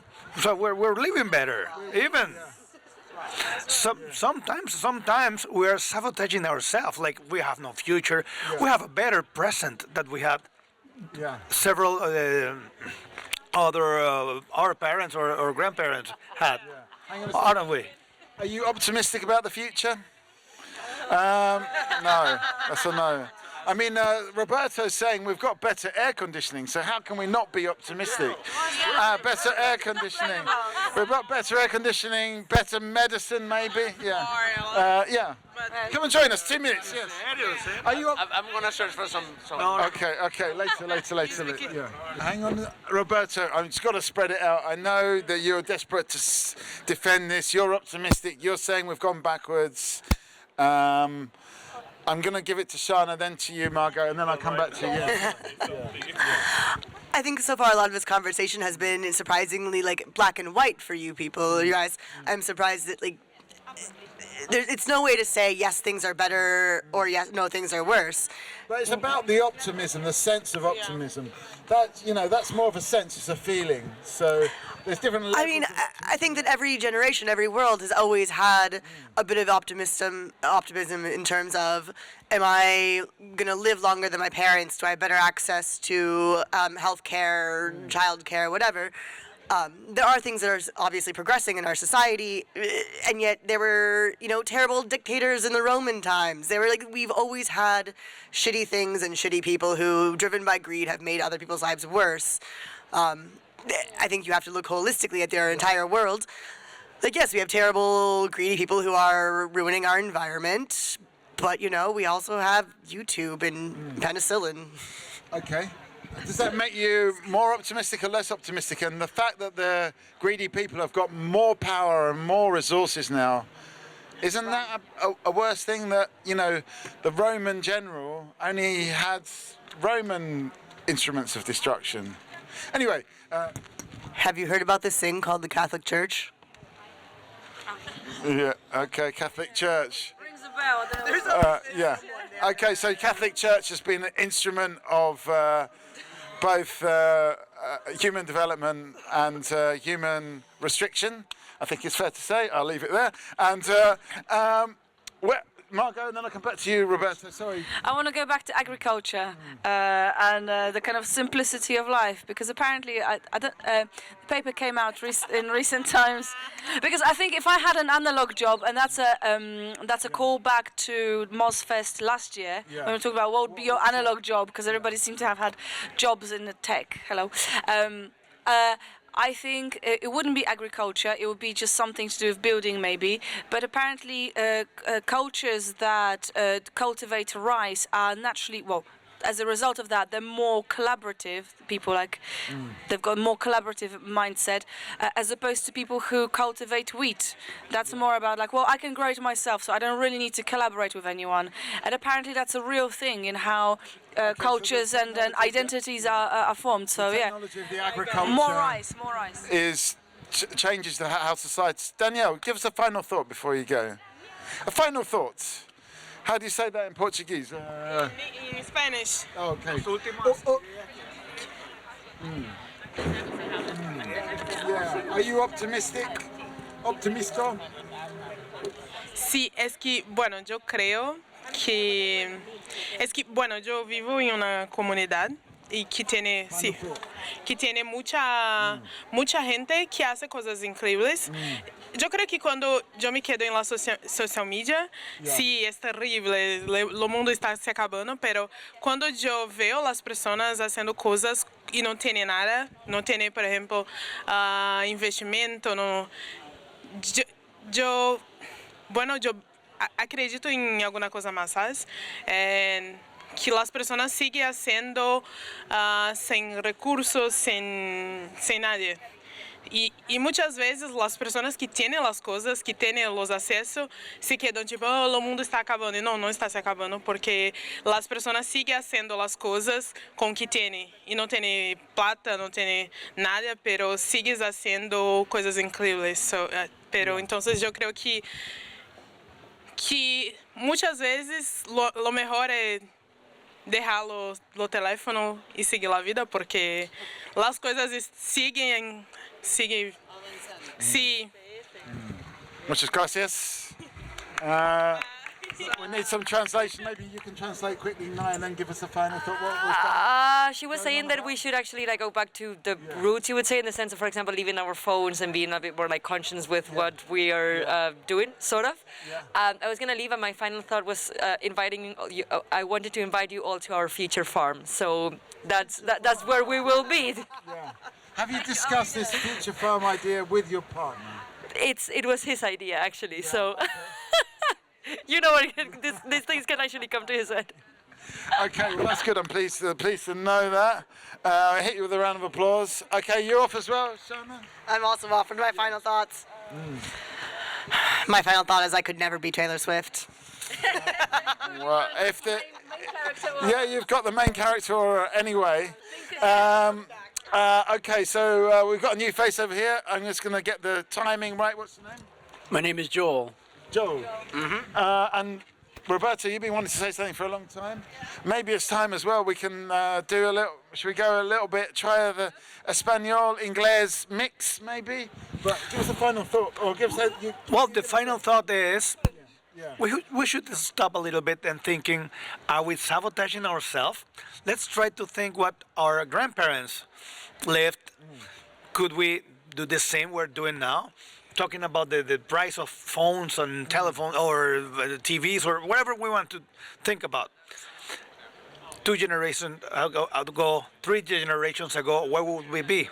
Could we be able to buy what we have or having the health we have for better or for worse? So it is interesting if you see it in general. Of course, there are situations and societies really bad. Some countries really bad, but in general, if we see in general, we're much, much better than 20, 50 years ago, 100 years ago. Okay. I believe so. Do you? What do people think, Joel? We're going to bring you in on this. Okay, so the premise is that life was actually a lot harder and worse when our grandparents or our great-grandparents' life. I actually agree with that. I think there is, having worked on a farm, too, it's backbreaking work. Your body breaks down. What farm was it? It was like potatoes, basically. Right, okay, yeah. This is like a summer woofing thing, and it's nice, but to do it year after year, and the margins to be a farmer are so tough, right? The amount of hunger and starving. Granted, it's kind of tough to know what water you're swimming in, basically, right? You lose sight of it. It's what you know, and it doesn't translate really well to be like, it would seem so much nicer. There's people who have more free time back there to be with each other, and they didn't have free time. They're waking up at 3:30 in the morning and working their asses off, basically. And so it is, I think just avoiding romanticizing history. And if we were in my great-grandparents' lives, all of us would have a sibling that died before the age of 4, basically. Yeah. And the fact that that doesn't happen anymore is a huge sign of progress due to medicine, due to research there. And so these are things that we should be celebrating and trying to push more of. Cool. Okay. I think we're going to have we're going to keep the conversation going. We have a little swap over it's a very good point about, and I love it when it gets brought back to potatoes, which doesn't happen very often. Okay. Hello, everybody. Hi there. Hi. Well, this is Talkaoke, o The People Speak, o La Gente Habla. Porque aquí vamos a hablar también español. ¿Aquí quiénes hablan español? ¿Aquí quiénes hablan español? Nos están escuchando por allá. ¿No? Ah, pero escuchó. Okay, so we have two simple rules here. Not fighting and not singing. Again, it is prohibited. Expressively prohibited. Expressively, yes. Isn't it? Yes. Okay. That's okay. No, now. What is it? Sure. What talking? Estamos hablando cosas maravillosas. ¿Y como hablas español o no? Siéntese, siéntese. Bueno, mira, aquí estamos. Esto estamos hablando en inglés y estamos hablando en español, pero lo que queremos es atraer a la gente que habla español. ¿Tu nombre? Luis. Luis. ¿De dónde nos visitas, Luis? De Lima, Perú. De Lima, qué bueno, de Lima. Where have we got the flags? Ah, ok. Get the flag. Busca la flag. Busca la. Te comento, estos temas abiertos, vamos hablando, vamos compartiendo, y la intención no es otra que la de mantenernos siempre. Aquí estamos con los nombres, vamos a presentarnos. Mikey from UK. Adriana, Venezuela. Guys, ¿de dónde eres tú? Holland, Netherlands. Bueno, vamos pero hablas español. Spanish, ¿no? Sí. ¿De dónde? De aquí. Yo soy de aquí, de Barcelona. De Barcelona, pero preséntanos algo, ayúdanos aquí. Ayúdanos un poco sobre Barcelona, ¿por qué no? ¿Vale? ¿Qué quieres saber? Que nos presente un poco la historia. We've had no one really from Barcelona come and talk about what the situation is like here. We've had voices from all around the world, but no one actually from Barcelona. That's just a way to get people to come sit down at the table. There we go. I'm being trained here. I see you're seated. He did it. No, from Barcelona. How can you introduce us this wonderful city? Neither of us are from Barcelona. You're not from Barcelona, so you're the only one from Barcelona. Why Barcelona is such amazing place? Good question. I think the weather, the food, also so many multicultural environment. I think that is very attractive for foreigners to come here also. And it's also a very good moment now in the city to start building businesses and getting international companies. I think it's very attractive for people to come. And that's what's making interesting the city, I think.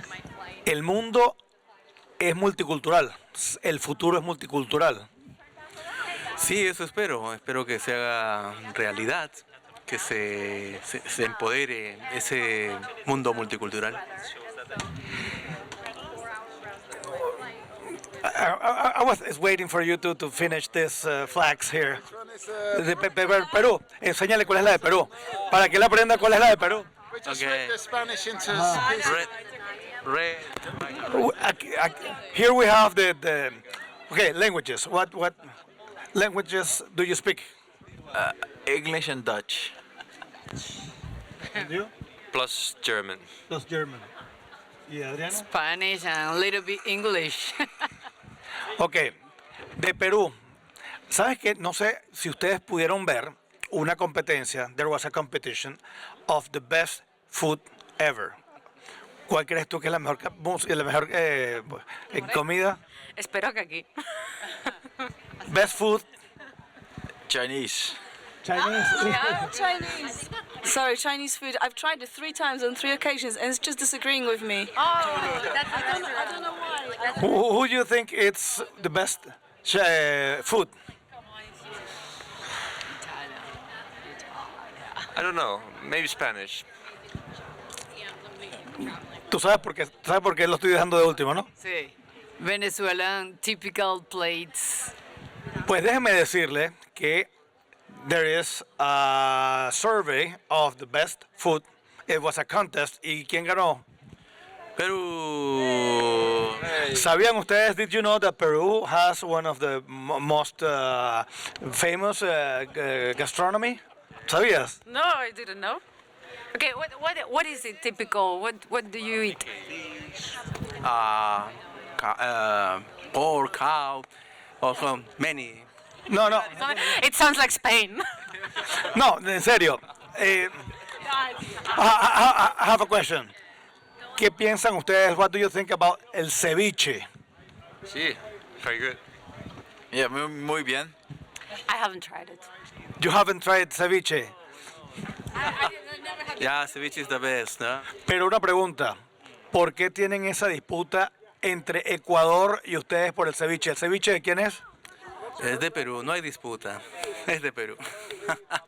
Voy a hacer una pregunta que a lo mejor quienes nos escuchan aquí, ¿la arepa es venezolana o es colombiana? ¿Has probado arepa? Have you tried arepa? No, I have not. No, what's arepa? Arepa. It is a bread of cornbread, and it's filled with ham or cheese or... ¿No lo has probado? No. No puede ser. No soy de allí. No, pero es que es mundial. Roberto, give the people around the... You've got your own microphone. If you want to be louder... Okay. Aquí. Hello. Sí. Ok. Entonces, bueno, estás en Barcelona. Yo te he puesto lo que tú quieras, que existen areperías aquí en Seguro Barcelona. que existen, pero no las conozco. Bueno. Yo como mucho de mi país, de mi tierra, sí. No es que no me guste, es que no lo he probado. Bueno, pero vamos a probarlo, sé cómo probamos el peruano. Now, have you heard about the food in Netherlands? What do you have in Netherlands of food? We have smoked sausages. It's very nice. We have pancakes, of course, as any other country. Meatballs and very famous as well. Stroopwafels. It's a waffle with caramel sauce. And I think my favorite, kibbeling. Haring. It's like a raw fish. They eat by it still. Well, raw fish, como el sushi, ¿no? With raw onion. Okay. O sea, pero sí es curado Sí. con...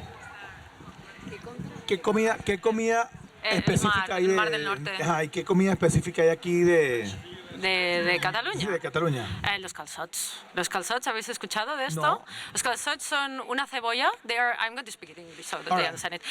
It's an onion that it is planted 2 times. So then what you make with that onion, it gets vertical, like a leek. And then you cook it, burning it on the fire, and then it gets all black, but it's only the first layer. So then you pick it up, you peel the first layer, then you put it in sauce, in romesco sauce. It's some sauce with nuts and tomato, and then you eat it like a haring also, like from above, let's say.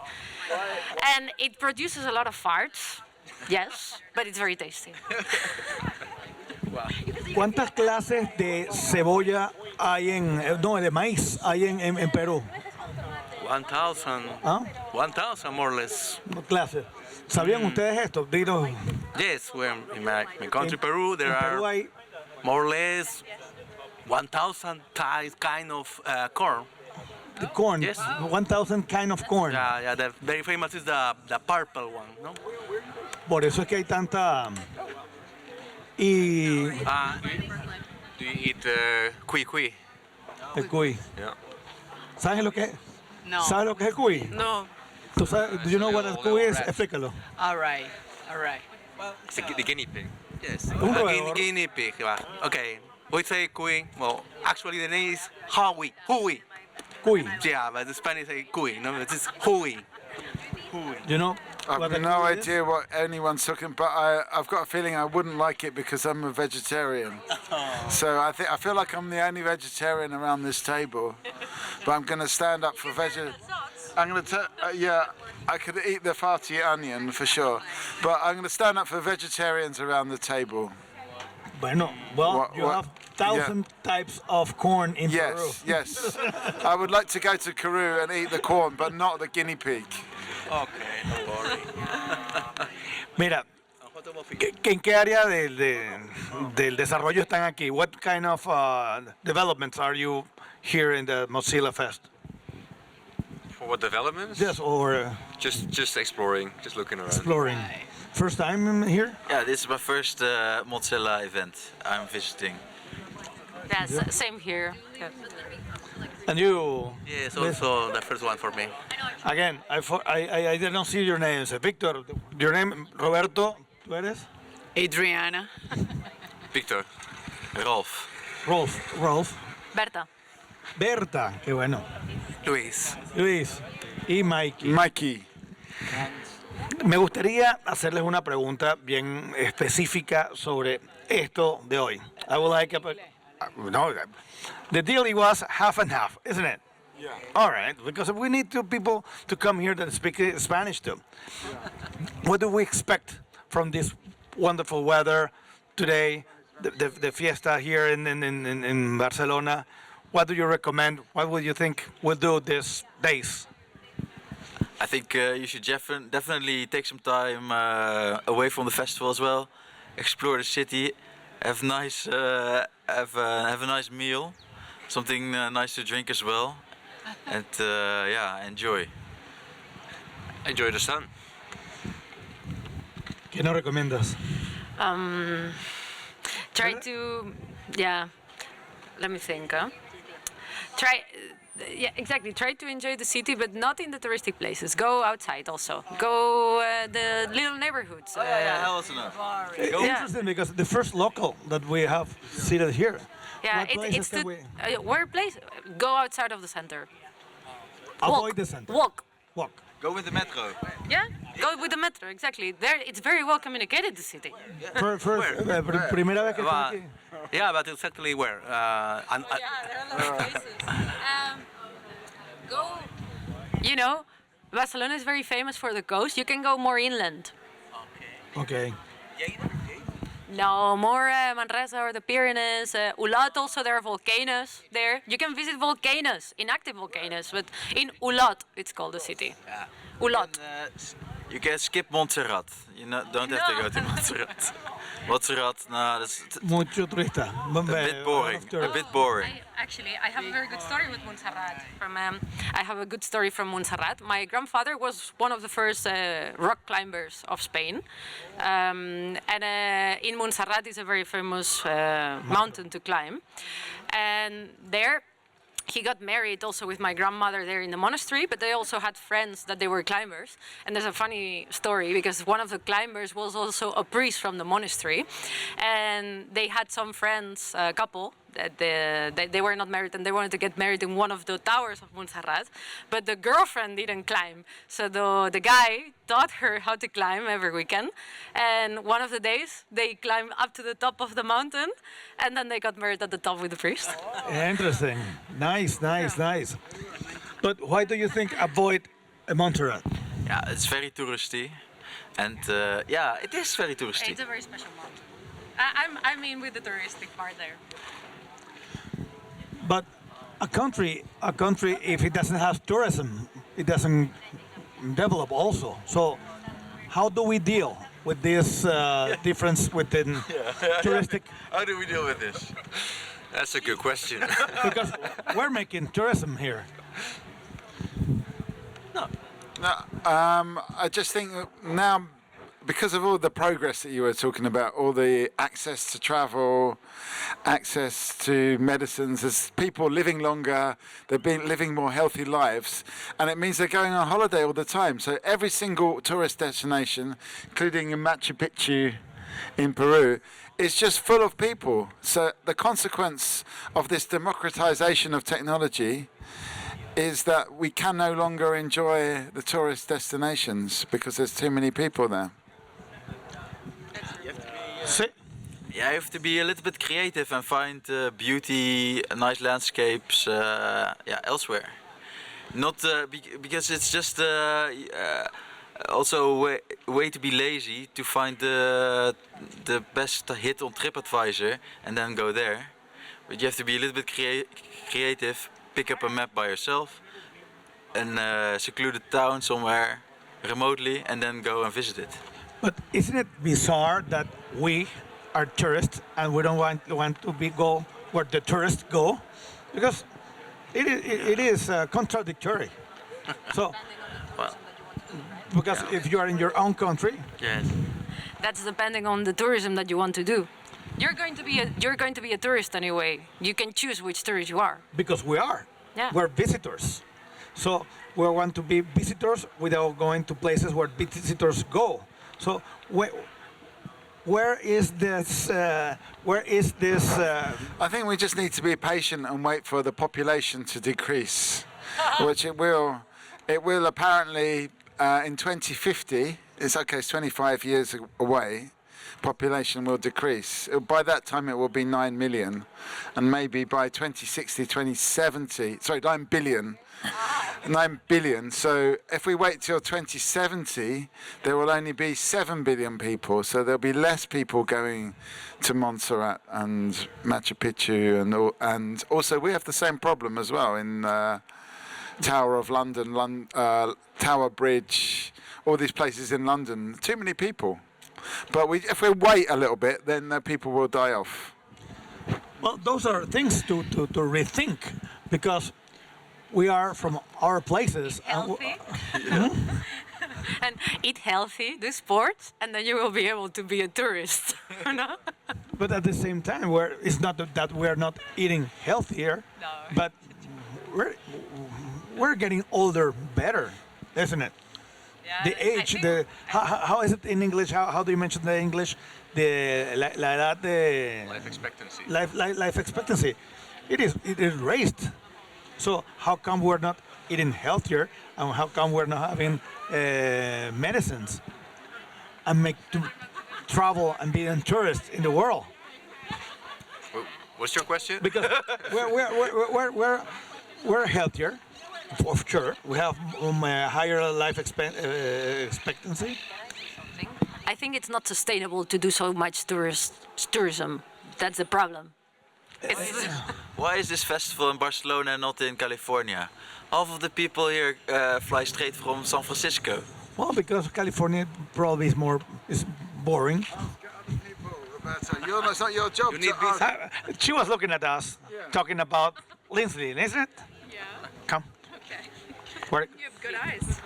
I read from here. Yeah. See? Okay, thank you. Don Luis, Okay. final thoughts. Okay, I was thinking, actually maybe the problem is the tourists could be distributed along the year, okay? Because there's the bikes is in some months in the year, but the rest of the year is not so bad, no? I was walking around here or in Roma, it's not so bad right now in November. So, I don't know. Perfect, Luis. See you around. Lindsay, Hi. where are you coming from? I live in Toulouse. Toulouse. Mais tu es français? No, I'm American. Ah, you're American. Interesting. Yeah. And you're visiting the Mozilla Fest? Yeah, I just gave a talk earlier today about the future workforce. Very interesting. We were talking about that. I'm disappointed to learn that there will be a future workforce. I thought AI was going to take our jobs away and we didn't have to work anymore. What do you think about it? I mean, that would be great. I think we want to build better jobs. I think we want to make sure that everybody still has the option to work. But I think I'm really excited about the potential. I think obviously we need to think about good jobs, but I'm really excited about the potential for AI jobs that are applied to social impact problems. So jobs that don't exist yet or that are just starting to emerge that really focus on, the convergent problems that we're facing, like the impact of climate on health. Is it the idea of work and job? It is interesting because we have several other ideas we were dealing here with the freedom and liberty. Yeah. Right now, you're free to work whatever you want. Yeah. Differently than previously ages that you have to do always the same that your parents did. Oh, yeah, no, I have a lot of privilege. Tell us a little bit these technologies and the work that people could choose what they want to do? Yeah, I mean, I think we see this a lot. Let me just be clear, like table stakes. I am worried about what the future of work looks like, especially for young people coming up right now. I think it is a really tough environment. We're in a period of transition. I think they will bear the brunt of it the most. That really scares me. But we see that more and more young people really want to do impact-focused work. They care more. They care less about, having a nice, cushy tech job, and they care more about how do we solve the problems of the community that I grew up in. And so I'm really excited about that. And I think you have a question? Yeah. No, I would just want to concur with that, and I think that's a really good way of looking at it, rather than, because I think too much when we talk about the future of work, we're like, what do companies need, and where is the money going to be, rather than asking people what they want to do and how they want to actually build their future world, which is actually probably a more important question. And I totally agree, because quite often we do this Talkaoke with young people, and having done it for 28 years, I do think that the young people are much more considerate now and more conscious of other people's needs than they used to be back in the day. And earlier on I was in the middle, and in the middle you're not supposed to express your opinion, and people were saying, oh yeah, people are less considerate now, but I think it's the opposite. I think people are more considerate now than they ever have been. What do you think about that? I think it's true. I think that, well, first of all, I think that young people right now are dealing with a lot of shit. And so there are a lot of reasons for them to not want to be optimistic. But I do agree. I think young people, they want to be in work that matters to them, that has a purpose, that serves the communities that they care about. And so I think in that way, I think we're being really narrow if we say that young people are just focused on themselves and don't care. I think they have a completely different paradigm for work than previous generations. Paulo. Sorry, I'm good. How are you? Very good. I have a question. Do you think AI will end up the work as we know it right now, and there are works that will never exist anymore? Definitely not. Yeah. Definitely not. Yeah. Which one? Oh, why do you think that? Oh, because right now I just transitioned to a new career, which is a software developer. And from what I have observed as someone who is really new to tech, there won't come a time that it will be fully automated. There will always be someone, or there will be a human input, whatever work we have. So yeah. Miki, have you had the chance to work with people with AI and they tell you that they lost their job? I mean, every year when we come to MozFest, plus we've done a lot of actual discussions around AI.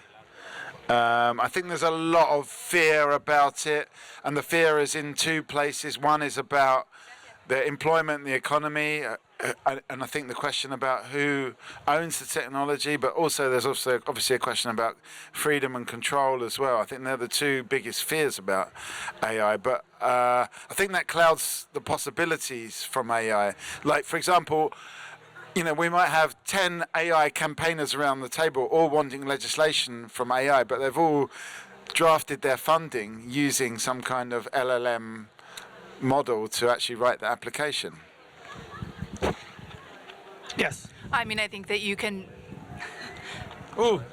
I think you can be bullish about the potential, but still want to rein it in and control harm. So I don't think those things have to be at odds with each other. But am I allowed to ask a question? Yes. Can I ask the software? Can I ask the software engineer about what kind of work you do? So right now we're focusing on making mobile apps. So we're currently creating apps that are using AI also, and I think it's quite fun to use. Yeah.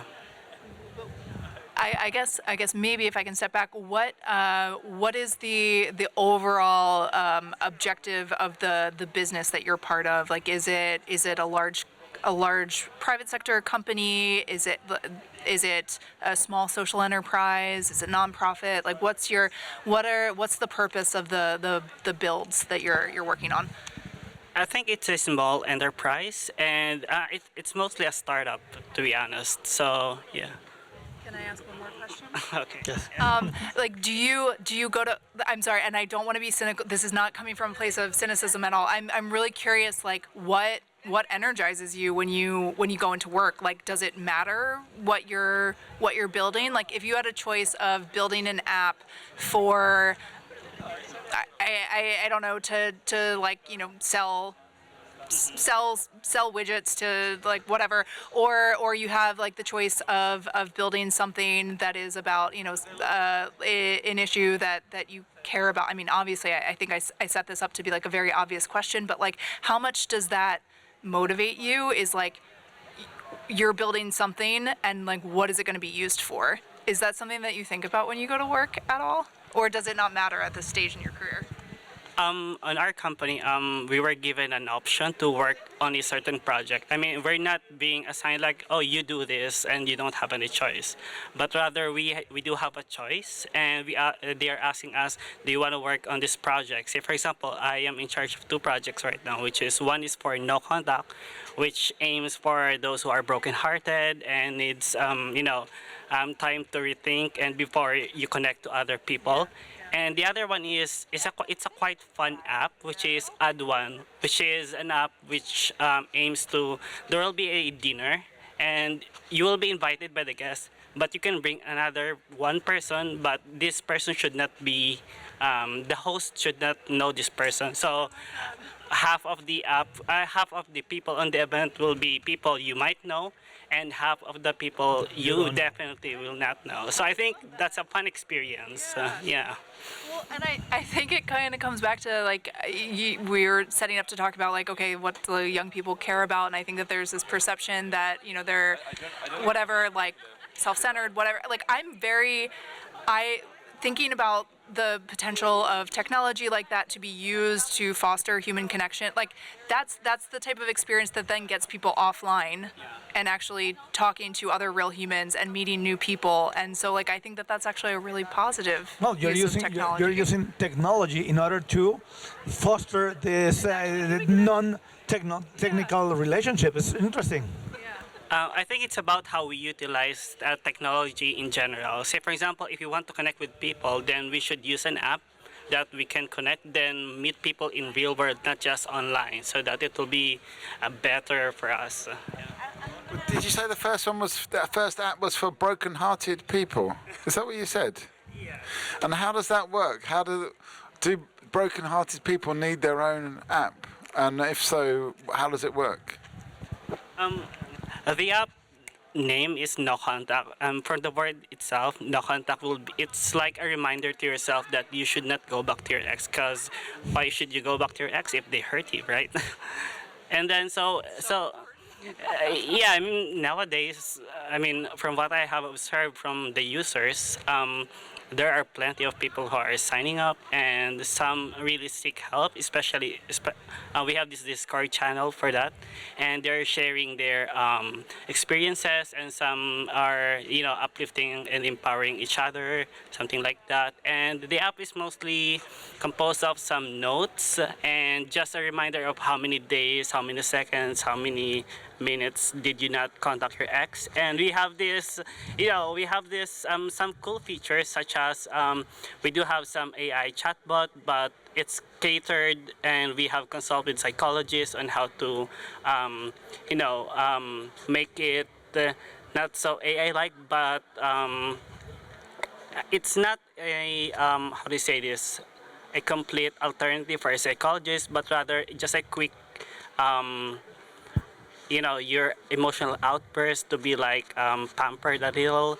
And then we do have some features also, such as reminders to your ex, so that whenever you are attempting to like reach out to your ex, we have these pop-ups that's coming, like this is a panic room that pops up that before you sign up, we have this letter that you will write to your future self that you should not contact your ex just in case. So we will pop this up whenever you're tempting. And the one really cool feature that I have observed that people use is the unsent messages. It's like it's like you're sending a message to your ex, but it's not actually being sent.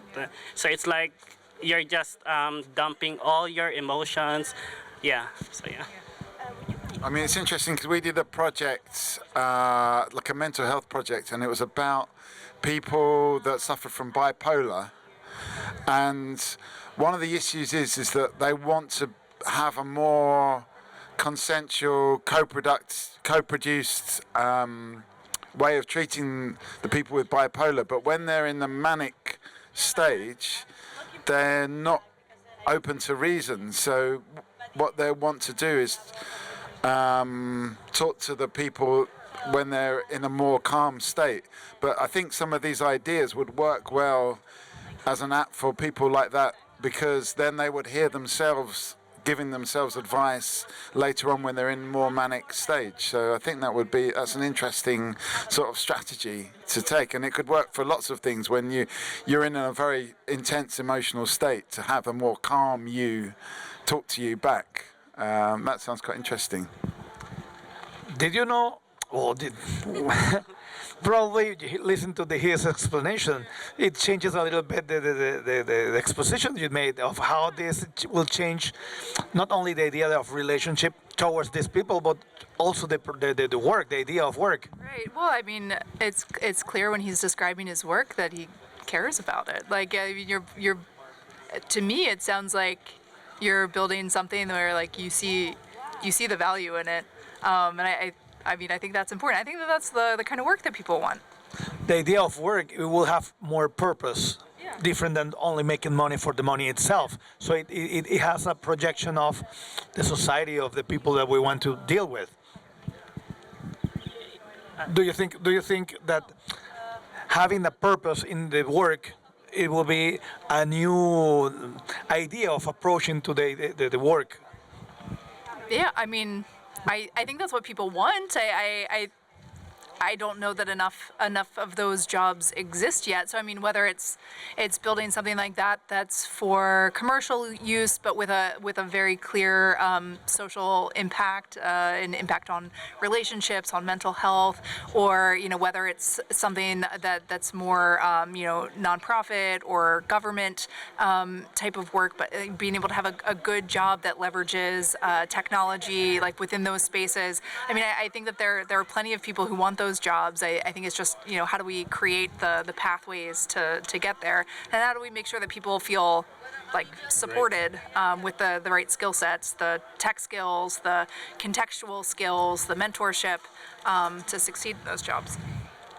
I mean, what it reminds me of is Star Trek, the post-scarcity society that exists in Star Trek, where everyone's got everything that they need. And sometimes I think we live in a post-scarcity society. Like, quite often when I go to events which are free and you get free food, which you'd be surprised, in London there's quite a lot of free events with free food and free stuff, and you just think, do we actually already live in a post-scarcity society? I mean, it's obviously, there's lots of places in the world where scarcity is still a thing and there's lots of suffering, but where I'm from, maybe not so much, and there's lots of people in that situation where the actual basic needs are actually met. So then I think it's interesting to sort of imagine, if your basic needs are met, what would you do? What would you do with your life? How would you direct your life? Yeah, and what are the incentives for people to then take risks when they have all of their basic needs met?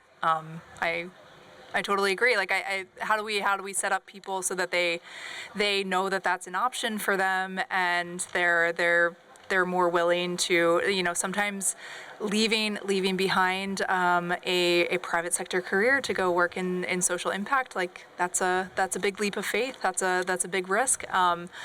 So yeah, I mean, I agree. And then at the same time, like, we're talking about a sliver of the global population that is sitting in that position, right? So. But the scarcity is it must exist in order to pursue something, because it's not you don't have any reason to work or. No, I don't. I don't agree either, Roberto. I think we don't need scarcity. I think we. The scarcity, the need, the pursuit of something. I think people will pursue stuff no matter what. Like, what's your name? Paolo. Your name is. Paolo. Paolo. You know, I think if you had all your needs met, would you still be designing apps? Yeah, I mean, if I have all my needs, would I be designing more app? I think it depends. I mean, can you define what you mean by all The needs are scarcity met? of the other people. The needs of the other people. That's why you're working on this app. Oh, if all people are satisfied already? If it's satisfied, you don't need an app or a work of that. Yeah, I mean, if that's the condition, then if everyone is satisfied, then why would I need an app? I mean, why would I build an app? So. I mean, I wasn't really thinking about like the relationship needs. I was thinking more about like food and shelter and stuff like that. But I mean, maybe if people, I mean, I don't know, what would a world be like where people had no needs at all, not even a need for love or need for creative output. I don't know. I was just thinking about food mostly, pizza. It doesn't come to my mind the name of the pyramid of needs, but you have basic needs, and you're talking about basic needs. But once you pursue once, you need more and more and more. So being covered the basic needs, it means that you can't remain at that level. You have to pursue something more. And more or less, that's what you're doing. I mean, something that we realize it is normal, the relationship, and you don't have it, then you get. Yeah, I think that's normal. That say, for example, someone is satisfied on this level, then they will be seeking or looking for something for themselves. So they eventually look for, say, for example, the basic needs are met, then they go to relationship needs, and then if not, then whatever needs that the people have. So I think humans doesn't. I mean, humans don't have always have something. Humans won't be satisfied at all, I think. Yeah. Scarcity, needs. I mean, yeah, I agree that people always strive for more, but I mean, I think that there's like a baseline level of like having your needs met, being able to put your oxygen mask on before you serve others. I do think that generally, like having your needs met, like opens you up to being able to do more purposeful work.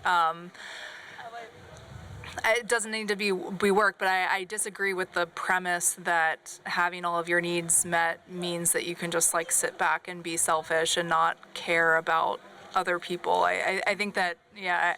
No. Agree, yeah. The thing is not caring about other people. The thing is thinking even yourself. I mean, I think I think this is the point that we're going to anywhere. We're evolving as a society that we're more thinking about other people because we're able to now actually consider other people more. For a number of different reasons, we've got more, I suppose, more communication. We've got maybe as a society more emotional intelligence, so we think about other people's needs, not just our own needs, and they become our needs because, I mean, people are always going to have, someone's going to have some needs somewhere, but maybe in the future it will be the other way around, that our need will be to satisfy everybody else's needs, so we'll be desperately looking for someone that needs something, someone that needs some help, and we'll be really, really happy to help them because it will make us feel better. That's what makes me think about his app, because it is having a need that everyone understands, and then you put the people together. And for instance, the other one that you mentioned, that going to dinner with other person. So we're dealing this technological and also this need to share with someone. What other apps do you think it will be interesting in this same idea? We do have some ideas. Say, for example, Thinkable. I mean, it's not yet an app, but it's an idea. So it's more like, say, for example, you have an idea and you want to expand on that, and then through the use of AI, then you can further make your thinking deeper. So we'll set a, say, for example, easy, medium, or difficult phase, so that your thinking won't be that shallow, but rather it will be enriched. And also, we are also thinking about,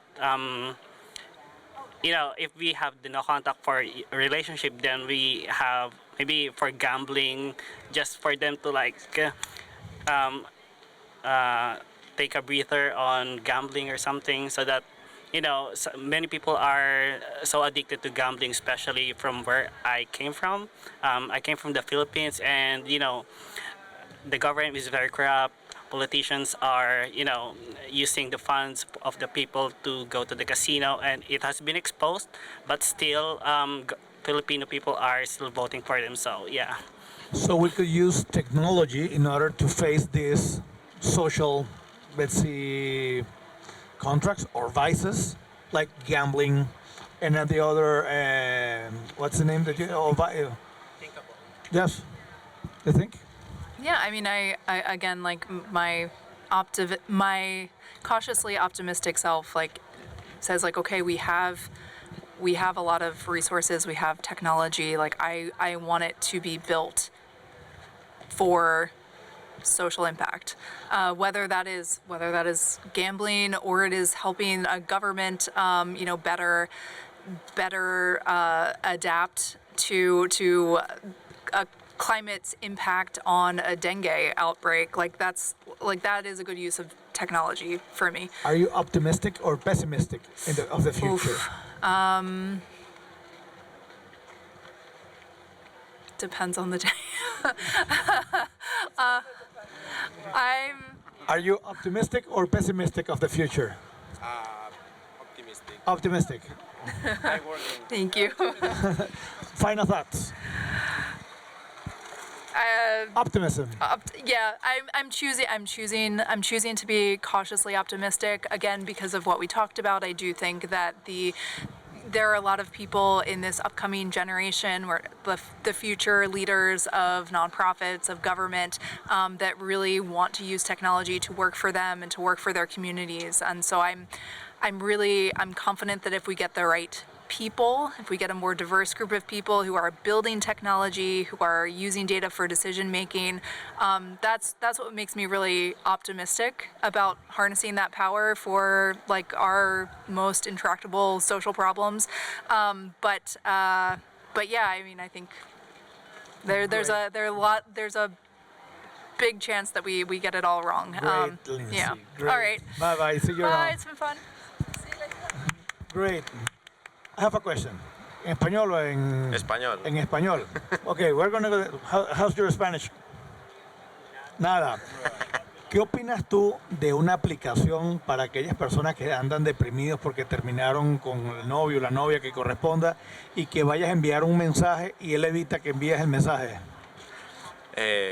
Podría ser bastante útil para solucionar muchos problemas. I just asked him what does he think about an app that if you are brokenhearted and you want to send a message to your ex, it doesn't allow you to send a message. He's developing some of that. So what's the question? The app you're developing, that you're trying to send a message to your ex, and it doesn't send. Yeah. It doesn't send. I asked him what he thinks about that app, and he thinks it will be a good idea. Yeah, I mean, for me, it's Tell him about more or less what is the app you're developing. So I'm developing an app called No Contact. So No Contact is for people who are brokenhearted, who recently, got dumped or dumped someone. So we have this feature which is the unsent messages. So the aim of these unsent messages is, instead of sending it to the actual person, you're dumping all your emotions through this through this message thread, and you can say whatever you want. Just because from what we have observed, users are very, say for example, they are on a phase that they really think about their ex and they really want to reach out. But after 5 minutes, it passes. So through this, this feature, you will still stay no contact with your ex, but you were able to dump all your emotions, your feelings, or whatever longing you have to that person. Yeah. So yeah. Have you ever regret sending a message in the morning? You say, "Gee, I didn't have to do it." Many times, you see? Oops. Okay. Many times. What do you think if you had the chance of erase, or you realize that sent that message that was never sent? Would you like that idea? Yes, I think so. If I'm sure that it hasn't been read, yes. Interesting. Your name? Guillem. Guillem. Where are you from? I'm from here. From here. See, we have two people from here. Where are you from? También. See, we have 3 locals. One, they have another friend from Spain. And you? No, Filipina no está aquí. Good. We were colonized by Spaniards. We were colonized by Spaniards. So. Well, we used to be. Well, yeah, it used to be. We used to be the Spanish. ¿Tu nombre? Roger. Sorry. Ruggen. Ruggen. Una pregunta. ¿Y qué trabajas aquí en? Estoy de técnico en la carpa. En la carpa. He works here at as a technician. Excelente. ¿Y es primera vez que estás aquí en el? ¿Qué te ha parecido? Diferente. No había estado en eventos así aún. Qué bueno. ¿Qué recomendaciones nos das a quienes no somos de aquí? What recommendations you give us from pues the ones that we're not from here? Siendo viernes ya, una fiesta aquí al lado está bien. Fiesta. Where? Here around. Justo ahí, sí. Vamos a ir para la fiesta.